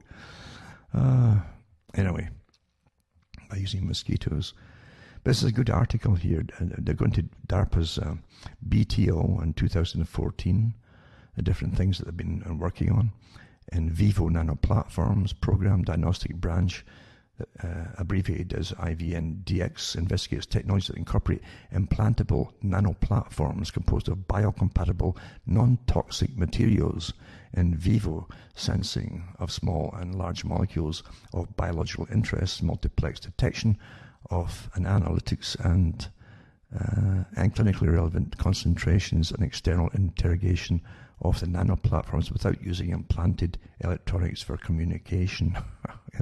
Long-winded indeed, eh? So again, they're going to, we're really trying to sense nanoparticles, give them sensors and so on, so they can sense and treat illnesses and disease and infection in the inside of you. It ties with the previous articles I've mentioned tonight about these things too. Soft, flexible hydrogels injected just beneath the skin to perform health monitoring. So they're here to help you. This whole military-industrial complex is really a beneficent sort of thing. They worry about, can they do enough to help you? You start to get the picture. That's how things are always put across on you. Bill Gates slams the FDA. There's quite a few articles right now. Bill Gates doesn't want anybody to test it or even have any government authority to anything to do with the vaccine and then distribute. He just wants to make sure it's distributed and given to the people. But he doesn't want any testing done or anything else. And so he's just ratcheted up his PR campaign to sow doubts about President Trump's alleged political meddling with the FDA, while also placing him in league, if only temporarily, with the vaccine skeptics. And Gates frequently rails against, says during an interview with Bloomberg News, the Microsoft founder and Gates Foundation chair, who's persisted in his defense of the WHO, even because he pretty well owns it, despite growing evidence of missteps that attack the FDA's credibility, claiming that he no longer believes the FDA is the world's premier public health authority. Bill Gates, as I say, doesn't even have a first aid diploma certificate. So he is telling the FDA that he doesn't believe that they're the world's premier public health authority. And Gates, who's helped finance several vaccine projects around the world, and again I'll put some more of them up too, of all the different lawsuits from different countries, sterilization of Africans and people in India too. I've heard that they also did it in some places in Latin America, but these are, I know about India and Africa for sure, with the so-called tetanus shots that had an ingredient in them that interfered hormonally and made them abort their children, but also made up almost a permanent sterility in some of them. That's a fact. This is all. I put up the articles. This has not happened. This isn't just a rumor, put it that way. And Bill Gates really is this character could have been sitting there with Blofeld on one of these movies. Honestly, could be stroking a cat or something with diamonds in its neck. I mean, really, he belongs. What on top? This kind of agency exists actually. Yeah. I tell you, self-made people. Ha ha ha. Sure, just like his daddy was, sure. Warning, Australia's running out of rice and may not have a single homegrown grain left by Christmas. That's just to hype up the fear, see? That's what Daily Mail Australia. And this is Sunrice, I guess that's a company. Chief Executive Rob Gordon warned families would soon be forced to eat rice imported from Vietnam as local supplies continue to dwindle. We're going to run out of Australian rice by Christmas, he told the Telegraph. There you go. And it says low rainfall, dry weather, and COVID-19 panic buying. Well, they've made sure that we're panicking because you can't trust the darn government. They know what's happening here. They know what's going on. Huh? Yeah. And don't forget too, how much of it are they exporting? It reminds me of Russia. It reminds me the Soviet Union when it took over other little countries around about it, and it grabbed the Ukraine. That was the breadbasket, not just of Russia. That was a breadbasket for a good part of Europe. Massive exports they were putting out. Well, once they come in, they'd take the people off the farms, only leave a few on it initially. So the production just plummeted, and then they'd had riots going on inside the cities because the people were starving. This is what they always do, to get control over the public. And then they started taking all the grain away from the Ukrainian farmers that were left, and their farming implements, by the way. You see, it's the old footage, you see these walking skeletons and children. This is what the Bolsheviks did to the people. Are you getting the picture here? The ones who say that they love you, and they're going to have revolutions to help you, and bring a just society, and they starve all these folk to death. You should see this stuff. Whoa, if you can stomach it. And then again, then you found that Stalin was exporting stuff, what he could get to for money, as the folk were starving. Ooh. Yep, and then you wonder why they're lauded in history. You never hear that anybody attacking that particular revolution or the event or what happened in it. Never. How come? But Germany, they were just the evil empire personified. But the Bolsheviks did it all. Let's just starve about 8 million of them in the Ukraine to death there. And also teach these little peasant farmers lessons.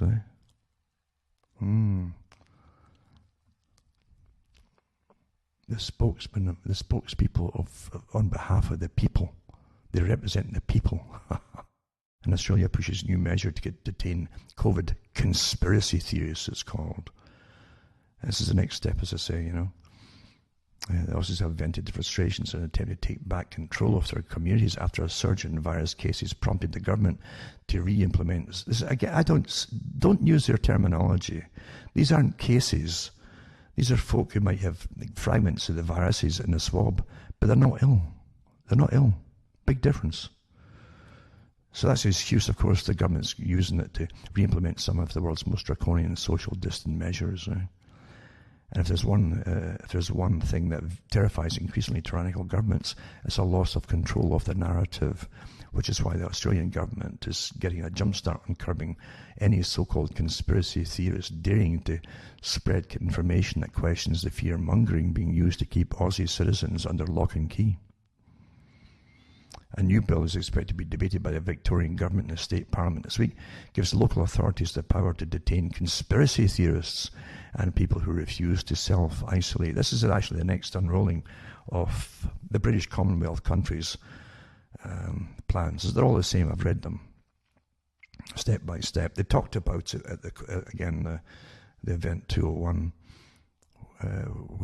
what would happen before it hit, supposedly, or was released on the public, what they would do and the different stages they would use on the public to make them to obey and get them on their knees. They actually debated this, And you can actually see the video of it for a lot of, if you care to go through it, it's 5 hours long. The ones actually were eventually put in charge of it all. And that was the so-called test dry run. But here it is, So you get put in prison because you're a conspiracy theorist. This is what Russia did. Russia had one of the most draconian systems of psychiatry, you see. And if you didn't go along with anything, you must be mentally ill, or you would go along with it. Only sane folk have no problem going along with this. And that was it. That was it. You can't fight it back. You can't discuss it, debate it. That was it. You're obviously crazy or mentally ill. Well, you're a conspiracy theorist. You're obviously a bit nuts, you see. And here it's the same. It tells me it's the same folk that gave you communism that's running all this at the very top. There's just too many things going into place. Ting, ting, ting, ting, ting, you see. Too many things just falling into place. Same stuff, including a lot of terminology. And it says, It could be applied to conspiracy theorists who refuse to self-isolate, or severely drug-affected or mentally impaired people. So there you go, who don't have the capacity to quarantine themselves. Those arrested under the new rule will be housed in quarantine facilities, these mental hospitals, folks. Here you go. Welcome back to the new Soviet system in Australia, on behalf of the richest folk on the planet that own it all, just like they own us all, in the West as well. The big organization that Gates and the rest of them all belong to. Attorney General Joel Hennessy said the new bill would allow us to continue responding to the challenges the pandemic presents. I wonder what that is, So we can keep protecting Victorians and delivering the services they rely on, as they've shut them all down, So far, many of the anti-lockdown demonstrations have been held on the weekends. At least 200 people were fined and 74 arrested in a protest in Melbourne on Sunday. If the bill is passed, some protesters would be rounded up and arrested and could spend time in a quarantine facility. There you go.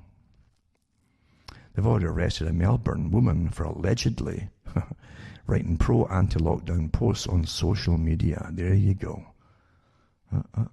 Remember the woman who had talked about a protest and you see her busting in her place and arresting her. Yeah. There you go. In a country where they pretend they're all so tough, right? The guys are just all tough, and how they hate the old system because they were all ex-convicts and stuff, and they all fought for rights and freedoms, and this is how they're getting treated, and they're accepting this rubbish. Quite amazing, There you are, using psychiatry again, and opinions. What's my opinion? You're obviously a conspiracy theorist, which is obviously a mental illness. There you go. And another video, Australia runs out of rice as police invade the farmers' markets, from a different site again. And the latest Chinese virologist that just came into America accuses Beijing of coronavirus cover-up, flees Hong Kong and says, I know how they treat whistleblowers. Well, luckily you didn't land in Australia, You'd be a conspiracy theorist and locked up, mentally ill. So Lai Meng-Yan told Fox News she believes that China knew about the coronavirus well before it claimed it did. Well, the other ones have said that too. Sarah's supervisors also ignored research she was doing that she believes could have saved lives and so on. And you don't know what to believe about this particular one, because she obviously is wanting to give information in order to get into the country and stay here. On the other hand, she's mentioning it's worse than they're telling you, which would fall in with what they're doing at this side. Do you understand how it's getting played right now? Where they want you to believe it's a real horrible thing. And maybe for Chinese it is, if it's ethno-specific. But she did say that she'd ask Fauci, he knows all about it. And again, the cover-ups in her country over what's really happening, etc., etc.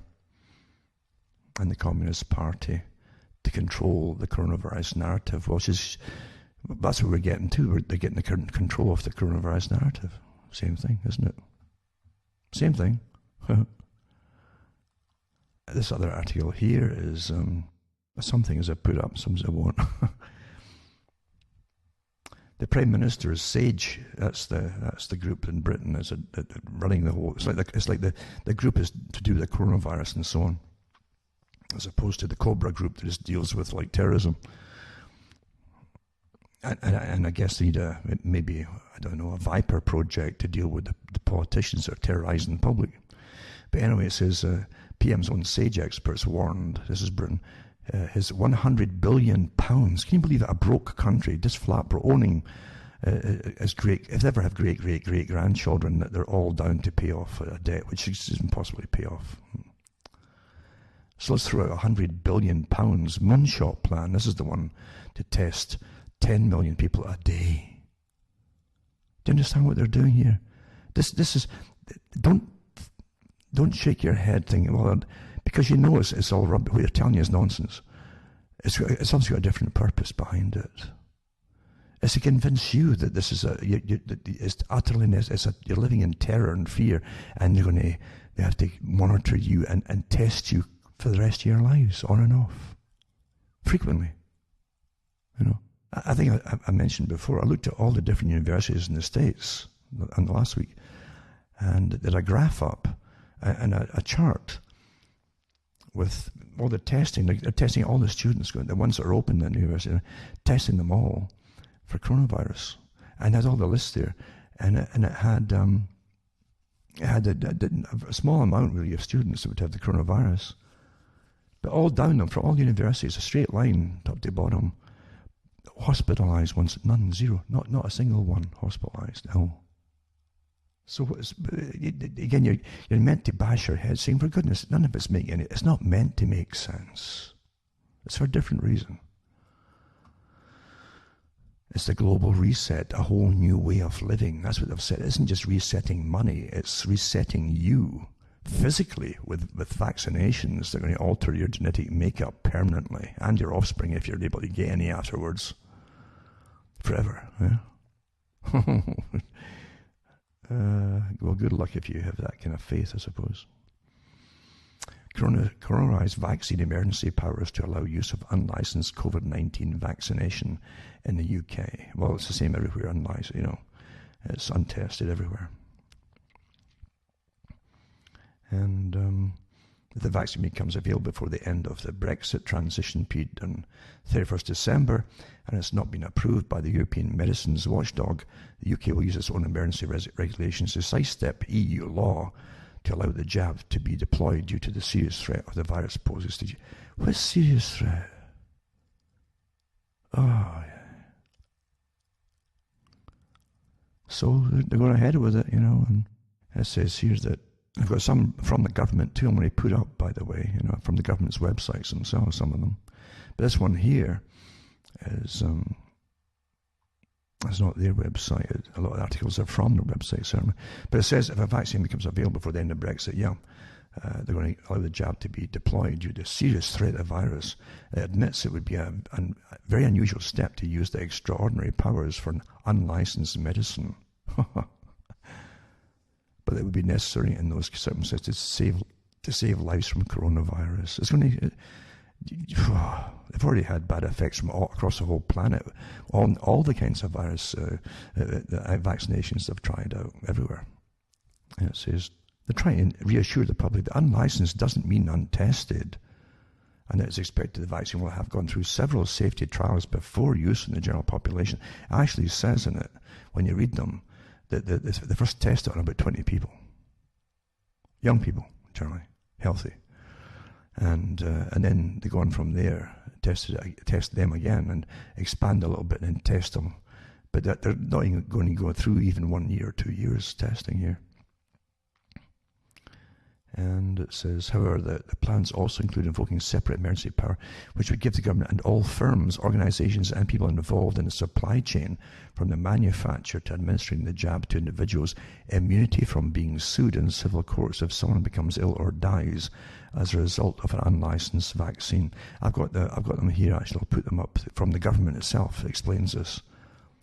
That blanket immunity on everybody, folks, as they could possibly kill you. And you can't do a thing about it. You're going to be forced to take something that can kill. That's called murder, huh? Well, not everybody will die of it. Whoever does die of it, it's murder. If it's going to be forced on the public. We should start using the proper terminology here. So they described the COVID-19 as the biggest threat this country has faced in peacetime history. Can you believe this rubbish? It says a viable vaccine will go through the usual rigorous test and development and be shown to meet the expected high standards of safety, quality, and efficacy before it can be deployed. It should be tested for years and follow-ups on these folk, long-term effects, etc. Not done.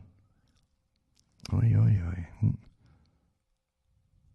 It says that it says it may be necessary because of the emergency to speed up the process of authorization. And give it and deploy it before it's fully tested. So there you go. That's you, folks. There you go. I'll put all the articles up from the government too. And the COVID-19 vaccination program interim playbook is called for jurisdiction operations. And this one is from the government, indeed. And I'll put this one up as well. I got one for Britain and I think Australia somewhere. I've definitely got, also got the US as well. There's not many I've managed to get this week. I don't get much sleep, as you can imagine. And this one's got 57 pages in it. It's for the Centers for Disease Control and Prevention, CDC, September 16, 2020. And yeah, it's all in here. It's got everything in it. Blanket immunity. It goes through it all, one after the other. All the immunity groups they're going to use, from the military, police, pharmacies, nurses, helpers, assistants, all this kind of stuff. Anybody who can give you a jab. And if you end up having a deathly reaction to it, well, no one's going to get sued for it. They're all going to be quite happy to do it to the next one. And that's just what's going to happen, folks. And they've got state, local coordination. They've got everybody's names. They know all your homes, where they're going to go, and yada, yada, yada. And large numbers of doses available, supply likely to meet demand. And there's no problems with the demand of it, having it all made and so on. And identifying and estimating critical populations, describing and locating critical populations, vaccination providers, recruitment and enrollment. They're bringing in lots of people, literally. And I really mean that. I've read other articles where people who've lost their licenses are all getting brought in. They'll do it. They'll want the money. But so they'll also keep their mouths shut, probably being lost a license for rather nasty things. But yeah, this is what's going to come around you and jab you with stuff. And if you don't take it, well, you'll get locked up forever probably, and until you submit and go along with it. There's your choices. Quite something. And we've got vaccine recovery, how to store the vaccine, etc. Yada, yada, yes. And also through all the electronic different gadgets you'll get reminders from the government on second dose reminders. Now remember, you might need 3 or 4 shots. So depending on your system, right? So if you manage to survive the first 2, you might end up getting more to make sure that you're definitely going to die with it. Who knows what I mean? But there you go. And this is literally to alter your genetic system. Vaccine adverse event reporting system, and vaccine safety data link, etc., etc. But it's got whole pages on immunity for prosecutions of all kinds, yada, yada, yada. One's for children as well, and so on. It's a playbook, They're going to play with you. And from the CDC, For the purposes of this document, vaccination provider refers to any facility, organization, or healthcare provider licensed to possess or administer vaccine or provide vaccination services. A COVID-19 vaccination provider is any vaccination provider who has been enrolled in the COVID-19 vaccination program. That also means that any cop could give it to you, or a grunt from the army, who've been enrolled in it. There you go. Also, Homeland Security is involved in it. Now you know what they're all for, all these organizations. So Homeland Security exercise an evaluation program that jurisdictions may find useful as they plan their own exercises. It'll take a while to go through it all, mind you. It's like a military operation. That's what it is, actually. It's a military operation, the way they've got it all worked out here. State and local coordination. Tribal communities in it too. Yeah, it goes on and on and on. Anyway, I'll put this up. It's quite a read. I've got a few actually to put up.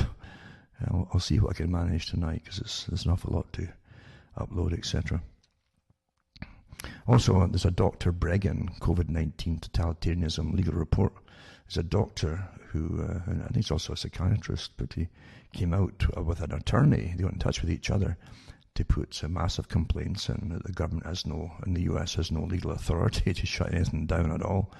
There's nothing in the Constitution anywhere. But they'll run over that anyway. They don't even bother with the Constitution. But this is a term to restore the constitutional rights that have been stripped away by the state of Ohio's unjustified actions regarding COVID-19. Ohio stands up, has filed a suit in the Northern District of Ohio Federal Court to remove Governor Mike DeWine's emergency order The group is represented by attorneys Thomas Renz and Robert Gergads. We believe that the response to COVID-19 has been the greatest fraud ever perpetrated on the American public, Renz said. The objective of this legal action is to force the state to honour the Constitution and stop the lies, manipulation and fear-mongering intentionally being promoted by public health officials and elected officials. And it goes on and on. But he does a documentary, a little talk with it too, on YouTube, I think it is. I'll put up the link for that one as well. Now it's war on police now, as you know, because they're getting, and all the youngsters at the bottom are saying, well, I've been going to kill the cops now and be a hero for killing the cops, because everybody's applauding it, everybody's authorising it because they're not stopping us. And even attorney generals in some of these countries, these states, are letting them go. They're even putting them in prison when you get caught. In a dramatic moment, hero mum of one cop saves her partner's life, tending to his gunshot wounds after the Compton ambush. And it says here they actually see the video where they're sitting in their car and this little guy waddles up to them, pulls out a gun and shoots them through the window. Shoots them both, and she was shot in the jaw. And she helped her colleague out and tried to stop his bleeding and so on. They're both bleeding. And she was 31, I think, a 31-year-old mum. And the guy who was with her in the cop car was a 24-year-old cop. But it's that's okay. That's not a terrible thing to happen, obviously, in this present climate, is it? And in fact, I've had lots of mail saying I hope they died. And by the way, I think an ambulance were taking them to the hospital. Or was that a different one or the same one? And the Antifa groups and the BLM groups were trying to stop the ambulance getting into the emergency.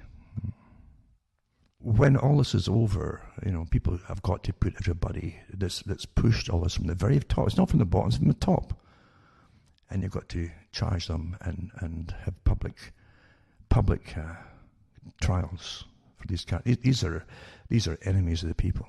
Absolutely. Let's put all this out here to destroy your culture, using every means they can, destroy everything, locking everything down with a COVID thing that literally obviously has not been anywhere near as serious as I've said. Yeah, some folk have died, but they've died the cold and the flu and everything else too. They're so sick, some of these people. And they know this. They've fudged the figure so much because there's a bigger agenda at work, as you all know. But the people involved, if you could catch them, if you had a real world and it was all real and there's just a few people, nasty people in a small organization, you could deal with, but you're dealing with something that runs the world. Hope you understand that. This is a big, massive organization across the planet. It's been here before you were born. And they don't get elected in. They put the folk in that you elect or think you elect. And they choose them as well. The resonance of extremist narratives amongst young people in Britain. New research, it says anxiety and uncertainty caused by the global health crisis, only exacerbating it, strengthening the hand of those seeking to undermine and divide societies. And the months leading up to the pandemic, the terror attacks at the Fishmongers Hall in Streatham showed how Islamist extremism continues to inspire violence in the streets of Britain, while the live threat of far-right terrorism. This is Tony Blair again, by the way. One of his many big foundations. The guy, again, he was picked to be a little star here, this little disgusting bit of, you know what. And here he is as a front man again, still with foundation. A man who caused mass migration by bombing folk out of their homes and their countries. A man whose sidekick, his deputy prime minister, came out and said, well, he said he was going to destroy the cultural makeup and physical makeup of the British folk by mass migration of diffuse peoples from across the world. And here he is now saying things like this. We live with the threat of far-right terrorism in Britain. Do you understand how they play the game here? This is standard Weishaupt stuff you're watching here with the same kind of characters. But evil, evil, evil people. Evil people. So terrorist attacks, however, are simply a symptom of a wider set of societal challenges. Yeah. So they only train everybody to be different, you see, and cause the chaos, blame the folk who live in the country, who descended from folk who lived in the country, blame them for the responses, and then what a piece of manipulative evil this psychopath is. Oh, well rewarded though by his bosses, well rewarded.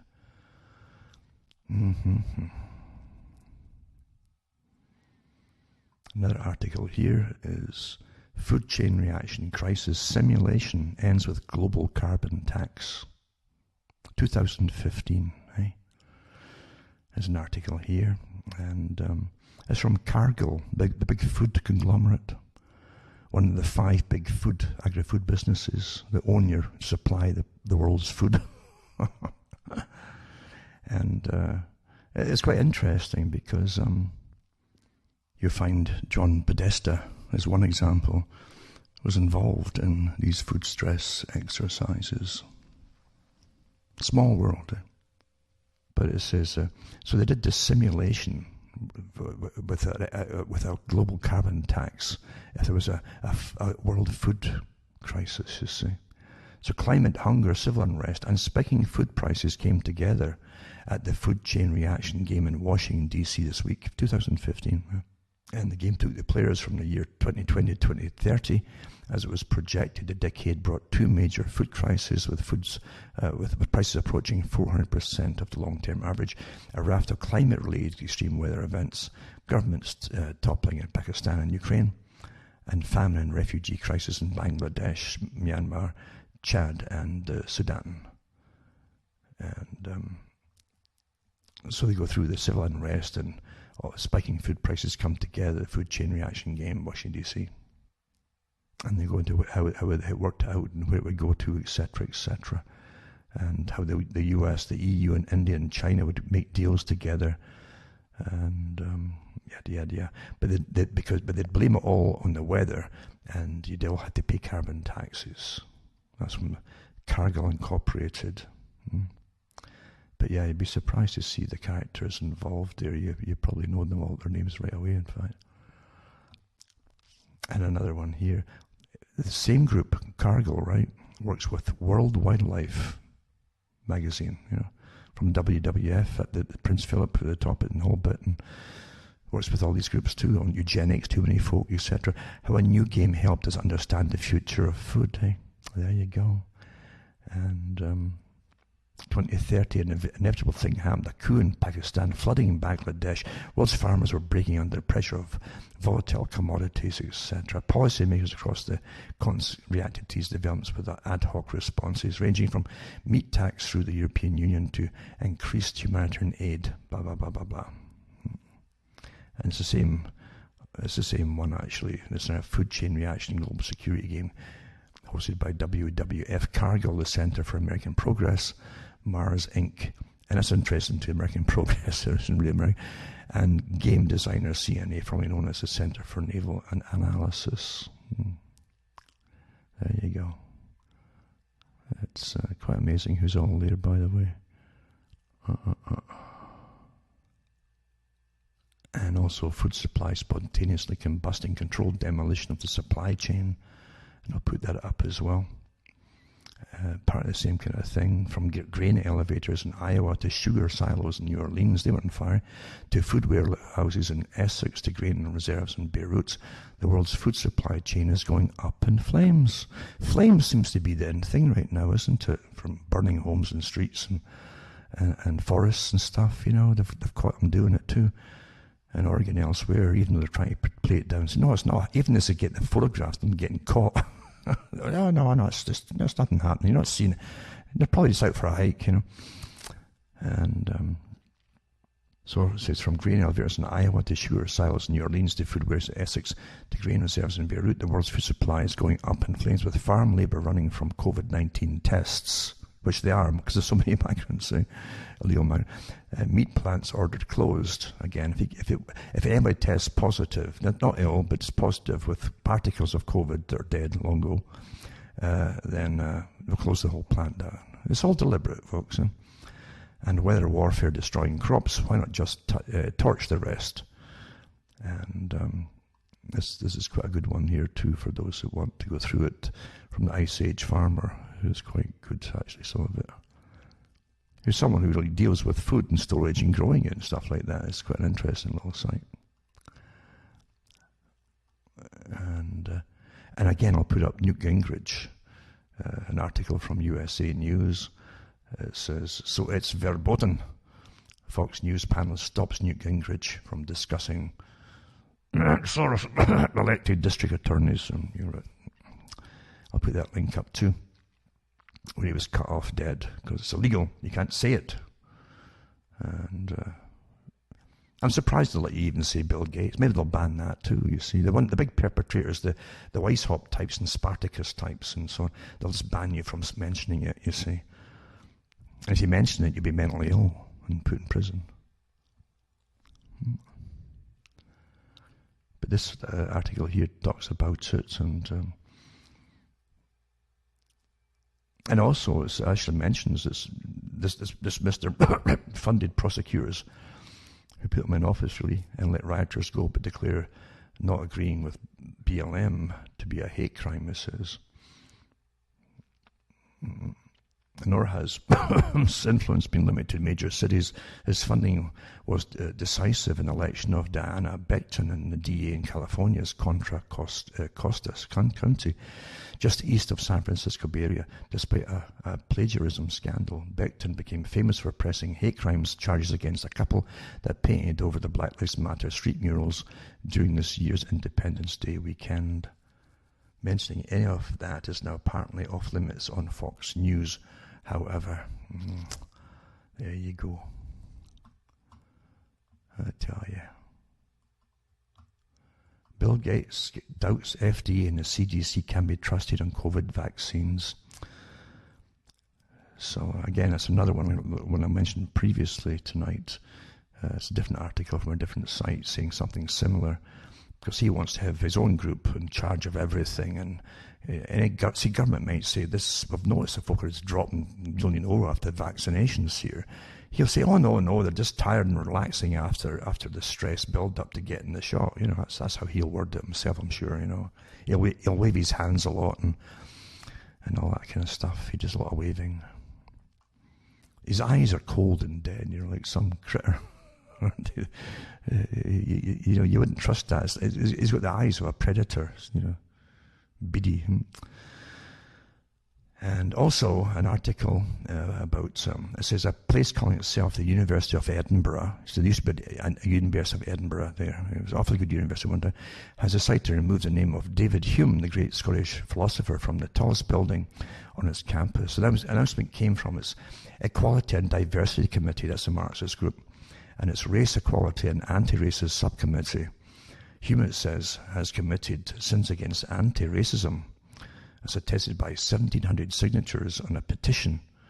Honours like having a building in his name must be stripped, and perhaps statues must also come down.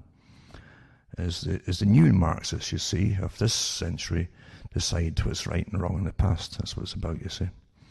So this article here says maybe a good thing. It's maybe too good to be there nowadays, and etc., etc. As you fund the racists, but on behalf of the elite, though, because they didn't promote it, and the leaders, as I say, the real leaders, get well funded to do all this by the richest capitalists on the planet at the very top. Quite amazing, eh? As they play with everybody. Consultation document changes to human medicine regulations to support the rollout of COVID-19 vaccines. And this is another one here, and from the government of the UK. So it's changes to human medicine regulations, etc. It gives you, you can download it as yourself. I've got a link for it and the whole thing. And they go into the biggest threat to the country is faced in peacetime history. Same thing as the last other ones, eh? They're all in the same script. It's the biggest threat you've had in peacetime history. Really, really. Which is why the UK government is working to a scientifically led, step-by-step action plan for tackling the pandemic. Thank goodness, eh? So it's got an independent joint committee on vaccination and immunization called JICVI. advised the UK government on which COVID-19 vaccine UK should use and on the priority groups to receive the vaccine based on the best available clinical modelling and epidemiological data will depend on the properties of the vaccine. Those most in need, including health and care workers and the particular medical circumstances of individuals. Maybe that's why they're going to basically conscript all the folk who are either retired or lost their licenses, because therefore they'll get it first and they'll get sick enough to replace them probably. There you go. But it goes on and on and on, and you have to read all this one yourselves too, do the timing, nature, consultation. And again, temporary authorization of the supply of unlicensed products. Once again, same as the States as well. All the same stuff, isn't it? And they pretend they're all different nations. Kushner, Jared Kushner, what a character. I mean, it's so open what kind of organization you got here running the show right now. The Americans have no real political parties left, really. Not real ones for themselves, to save themselves. Kushner says the accords, this is the new accords they made. Israel's made an accord with the United Arab Emirates to do with getting them ganging up. It's the first Israeli-Arab coalition that's going to maybe go against Iran. This is the preparations for it. I've been waiting for this since Trump got in, actually, But Kushner, folk must see, what is this administration? Kushner says, accords allow Arab states to separate own interests from Palestinians. What's any of this to do with America? The White House advisor highlights Bahrain's tolerance, intimates arms sales not a factor in the deal, and says assurance of Muslim entry to Al-Aqsa Mosque will make region more tolerant. So Kushner said Friday that two Trump-brokered normalization deals between Israel and the United Arab Emirates and Bahrain will allow Muslim countries to prioritize their own national interests over those of the Palestinians. So it'll help people separate Palestinian issue from their own national interests and from their own foreign policy, it says. This is from the Times of Israel, this article here.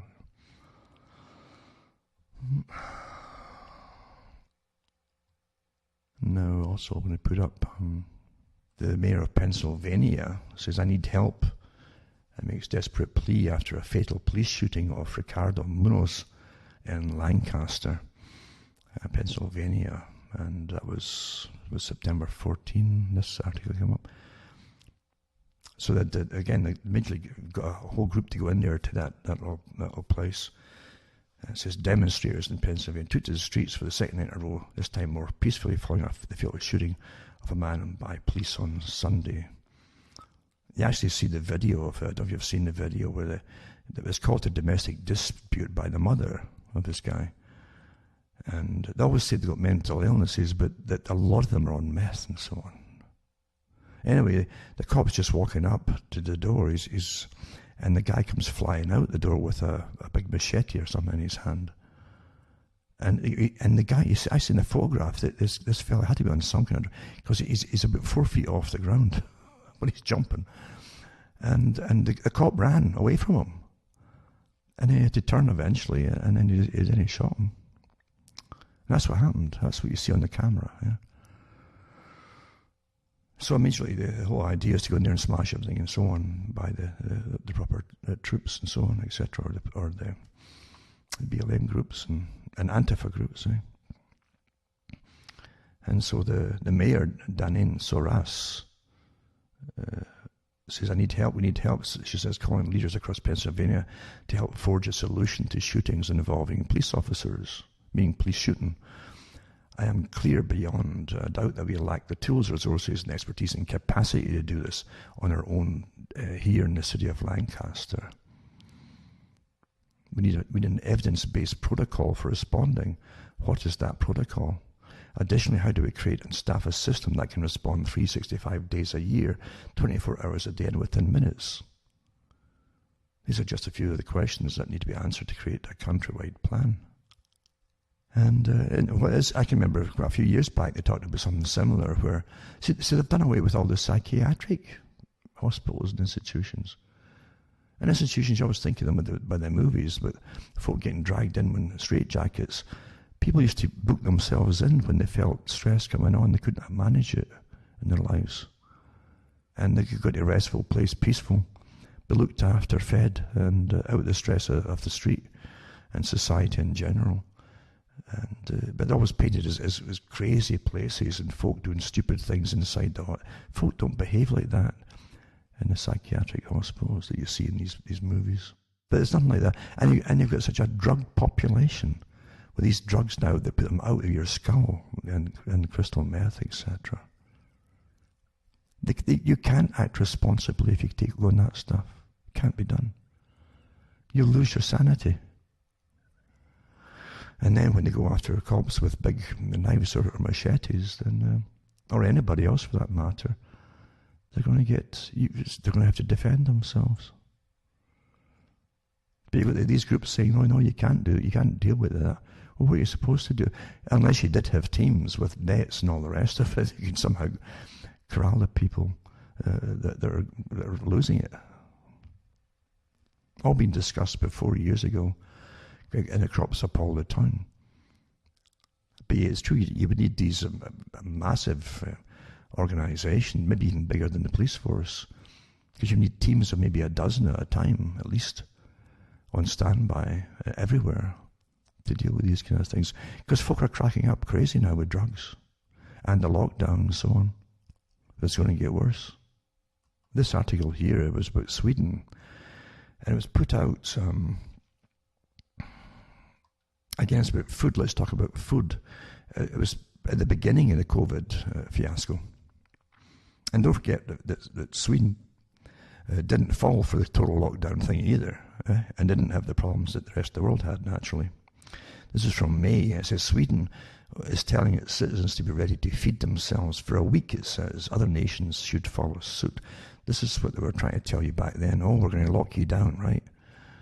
And it says here that they were given brochures called If the Crisis or War Comes, or War, right? If the crisis or war comes to the citizenry. The 20-page brochure provides practical instructions ranging from signals that will sound in case of national emergency, how to detect disinformation, how to get on without access to heating, fuel, and the internet. You listen to this.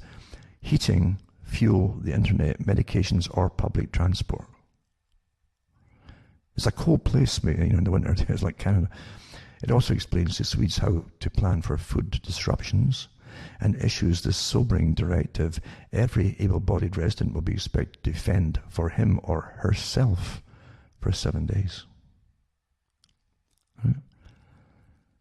Then it goes on, though. It's interesting here. It says the U.S. imports a staggering 95% of coffee, cocoa, fish, and shellfish. Half of all fresh fruit and fruit juices consumed in the US are likewise imported. Food import rates are similar around the developed world. The UK, for example, imports 50% of its food. Never learned Britain, eh? World War I, they needed help from the States. World War II, they were starving. But it keeps you under the thumbs of the controllers.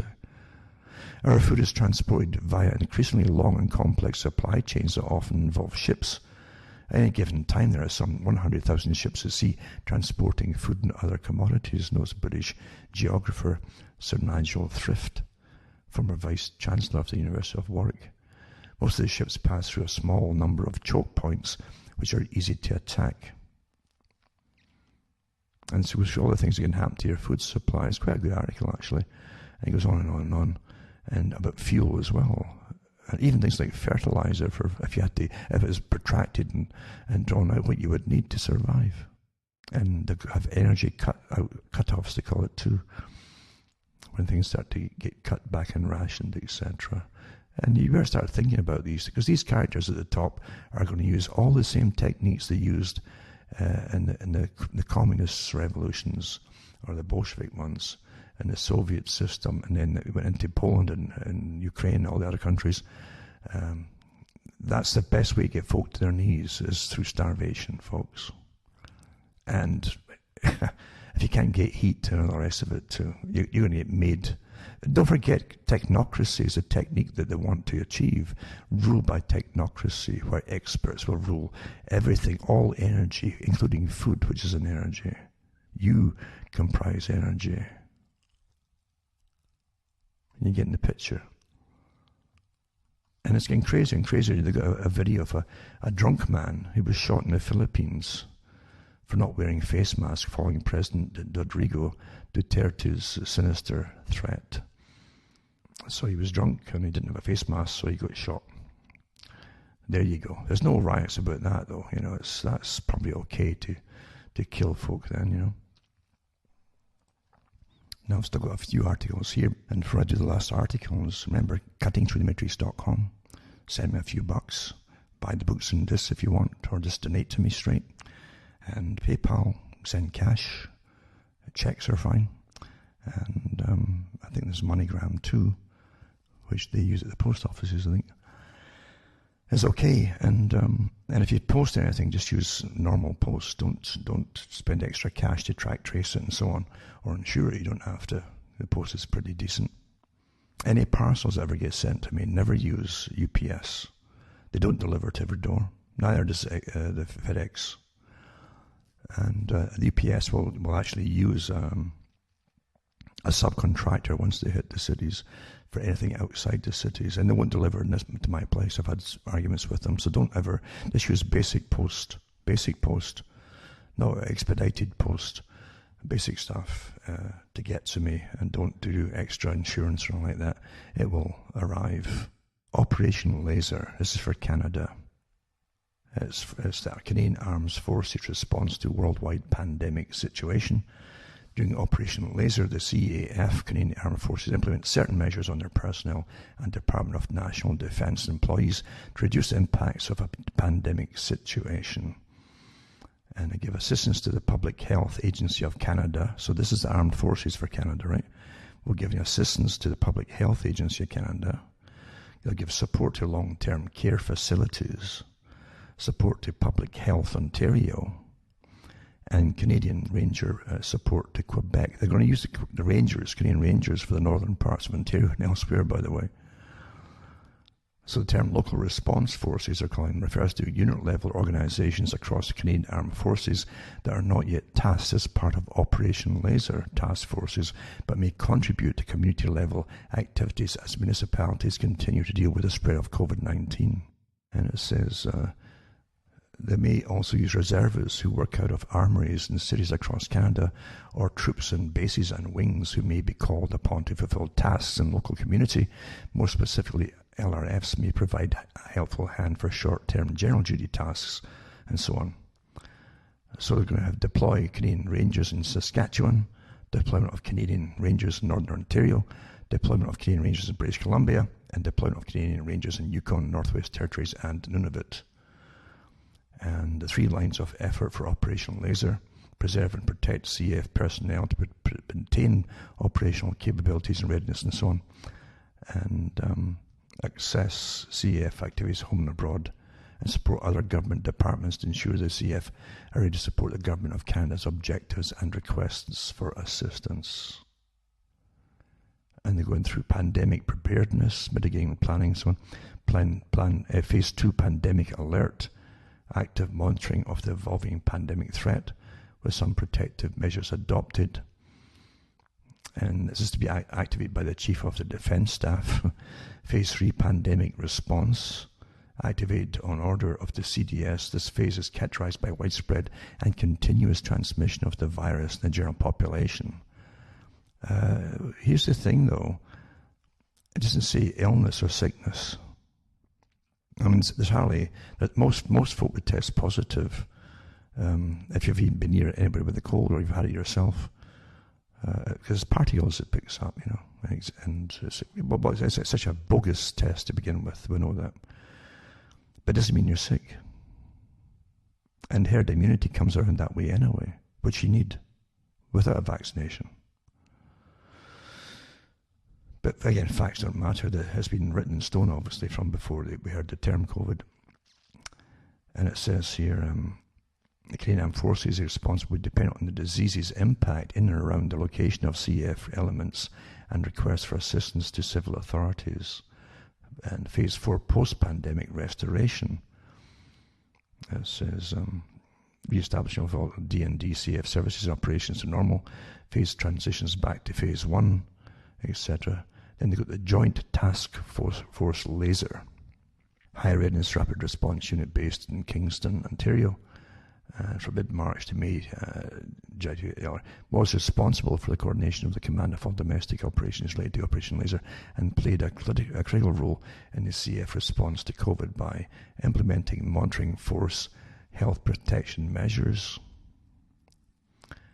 that preserve CF operational capability and responding to and acting on requests for assistance from other government departments and agencies. As of May 13, 2020, these functions have been assumed by the Canadian Joint Operations Command, headquartered in Ottawa, Ontario. And it's got a lot of PR photographs and stuff and support, and it gives technical details. There's a whole stack of it here too. And I'll put this up as well for those that want to have a little deco at it, you see. Not a peek, but a deco at it. It's no term for you as well. Also, the U.S. Food and Drug Administration issued final guidance for industry, clarification of FDA and EPA jurisdiction over mosquito-related products. It clarifies that mosquito-related products intended to function as pesticides, which I mentioned earlier, by preventing, destroying, repelling, or mitigating mosquitoes for population control purposes. I hope it's mosquitoes are talking about. And they are not intended to cure, mitigate, treat, or prevent a disease, including by intent to reduce the level, replication, and transmissibility of a pathogen in mosquitoes, are not drugs under the Federal Food, Drug, Cosmetic Act. Amazing how they alter their genes. Well, we don't have a law that says you can't do that, or release it. It's all to do with drugs and things, so it doesn't come under that, so just release them. Oxitec mosquitoes, there you go. It's got a whole bunch of guidelines here on using it for different purposes, etc. For the company called Oxitec. Eh? There you go. What a world we live in, eh? We're the age of science being the great dictator. And here it is, on behalf of those who really own it all, which is the same characters who owned it before, before you had it. And Trump Health Aid pushes bizarre conspiracies and warns of armed revolt. That's Michael R. Caputo told Facebook audience without evidence that left-wing hit squads were being trained for insurrection and accused the CDC scientists of sedition. Maybe he's looking at the streets, at the window. Maybe that's what's doing it too, I don't know. But I'll put that one up too. But see, it's conspiracy without evidence. Eh? Oh dear, dear.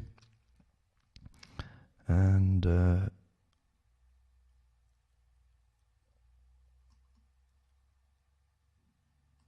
another one from Fox News, which says we don't have much time, it says. Hong Kong virologist claiming corona's cover-up tells Bill Hemmer reports we don't have much time. She's waiting to tell everybody her whole life story here of how she escaped the terrible organization from China. Now here we have an article from the Straits Times, and it says more than 3,500 tracking devices issued to those serving COVID-19 stay-at-home notices outside of facilities. And this is, I think it's Singapore, this one, is it? Yeah. More than 3,500 tracking devices being issued to those serving the stay-at-home notices outside of dedicated facilities. All the testing, all the things that are going to happen here, they're already tested over there. This is how they've always done it with specific places and so on. Those who arrived here from 11:59 and August 10th are allowed to serve their SHN outside of facilities, have been required to wear the electronic wristband devices throughout their SHN period. Now Singapore, by the way, is one of the is more of a technocratically controlled country. It has been for a long time. Everyone's got IDs. They have to have all with them with all types, all cashless everywhere for a long time, and it's very socialistic managed, that way too, by massive bureaucracies, etc. and you do what you're told and obey, and that's it. But they don't call it communist here. It's a bit different, but it's the same kind of socialistic techniques that are used for compliance and managing the public. So it's an ideal place to test all this stuff out on, obviously. So it says that long-term pass holders may also do so if they or their family members own or are sole tenants of the residence, meaning stay in it too. And so they give these devices, right? If the devices are not activated, authorities will determine their location and help with technical difficulties or take enforcement action as needed. Children aged 12 and below are exempted from wearing the devices. And it says altogether it's issued a total of 162,668 SHNs, of which 14,053 are active. This is what they want to give you here. These are like convict bracelets, electronic convict bracelets that they put on certain people if they committed crimes. It's the same kind of thing they're using there, and this is what they want to enroll in Canada, and that's what this character that's in charge of the health system of Canada, Tam, said in a documentary 10 years ago. I think it was CBC, that they would use these kind of things on Canadians, and you'd be. Well, there's nothing happening that's not planned this way. And of course, Tam was also placed here. Well, Tam's also on the board of the WHO, but for conflict of interest, you think, since basically Mr. Gates owns it now, since he's the biggest financier of the WHO. And it's a communist organization. I see the whole UN as a form of communistic system. But again, it's part of the real system that runs the world. Also, remember, again, back to Quigley, what did you say? We've got communists, fascists, dictators. We have all kinds in our organization as members. This is how they run it all. You're starting to get the real picture, the Weishauphtian picture of how it was all managed back then, why it was such a great threat to this system. Interesting, too, if I remember, Weishaupt, I think at the end, when he was getting hunted, he went to one of these Germanic areas. Germany wasn't a fully fledged big one nation back then. And it was kingdoms, a lot of princedoms and kingdoms, and you had Saxe, they had the Coburg and Gothas, and he eventually was put up by one of them. And these are parts of the British royal family today. I don't know if it was the Gotha or Coburg. But anyway, they put him up and give him a pension for life. Why would they do that for this guy? It's never been explained why. He was put up and supported and given a pension for life from them. Why would that be? Huh? There's more to it meets the eye. And that's official history. That's all we're given, but that's official history. Not a conspiracy thing. But you got to always remember that this was I think personally it had to be kind of on the go before Weishaupt took it over. That's what I suspect. And again, they're everywhere. They run all institutions, it seems. They put their people in. They have sub-organizations, like specialized ones, like CFR, the Council for Foreign Relations, the Royal Institute for International Affairs. They call them the Lord Alfred Milner Group Kindergarten at one time in Britain. When they ran the empire, they put their own members in as the heads of the countries that took over as governor generals of these countries, and across India and South Africa. They put their own members in, and their own members ran the resources and the finances, and this goes on today to the same kind of thing. It's the same kind of thing. They financed, don't forget what they said, they did finance the so-called communist or Bolshevik revolution from the West. And they observed it and studied it and helped it through its entire existence as the communist USSR. We fed them too, for goodness sake. And then when the massive Cold War, massive money made too from guaranteed tax money for weaponry, new missiles, etc. Great boon for them. They love war scenarios and Cold Wars because it's money for nothing, really. Big money, eh? But it gives them control over everything. And with COVID, hey, we're not all dropping dead here. The hospitals haven't been overwhelmed. They're still not overwhelmed. They've got staff out there getting fired for complaining that nothing's happening in the hospitals. This is a massive deception like never before.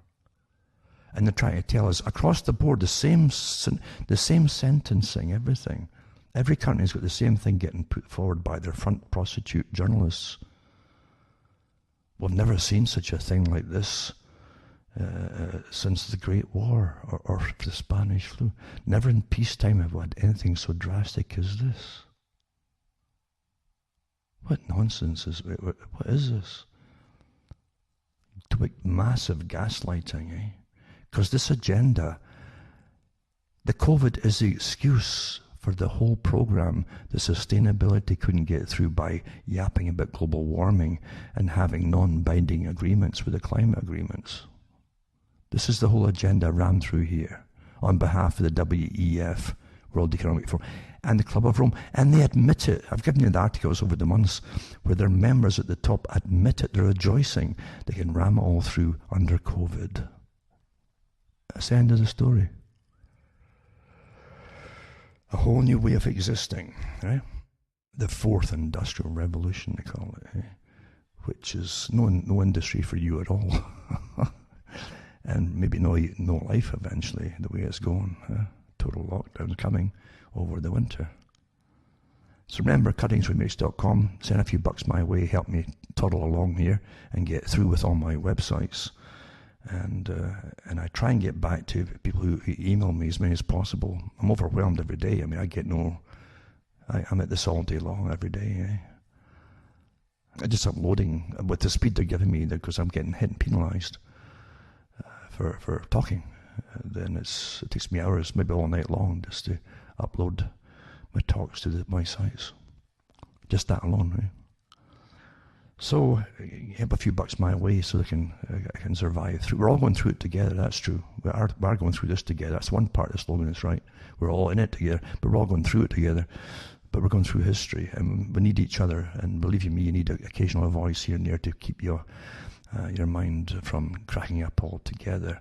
And for those who are struggling, I'm with you, and I'm sure other people are with you too, because we've got to be there for each other during these times. It doesn't matter if they're even far away. It doesn't make any difference. If folk are in trouble, get in touch, and we try to help each other out, because that's what we can offer each other.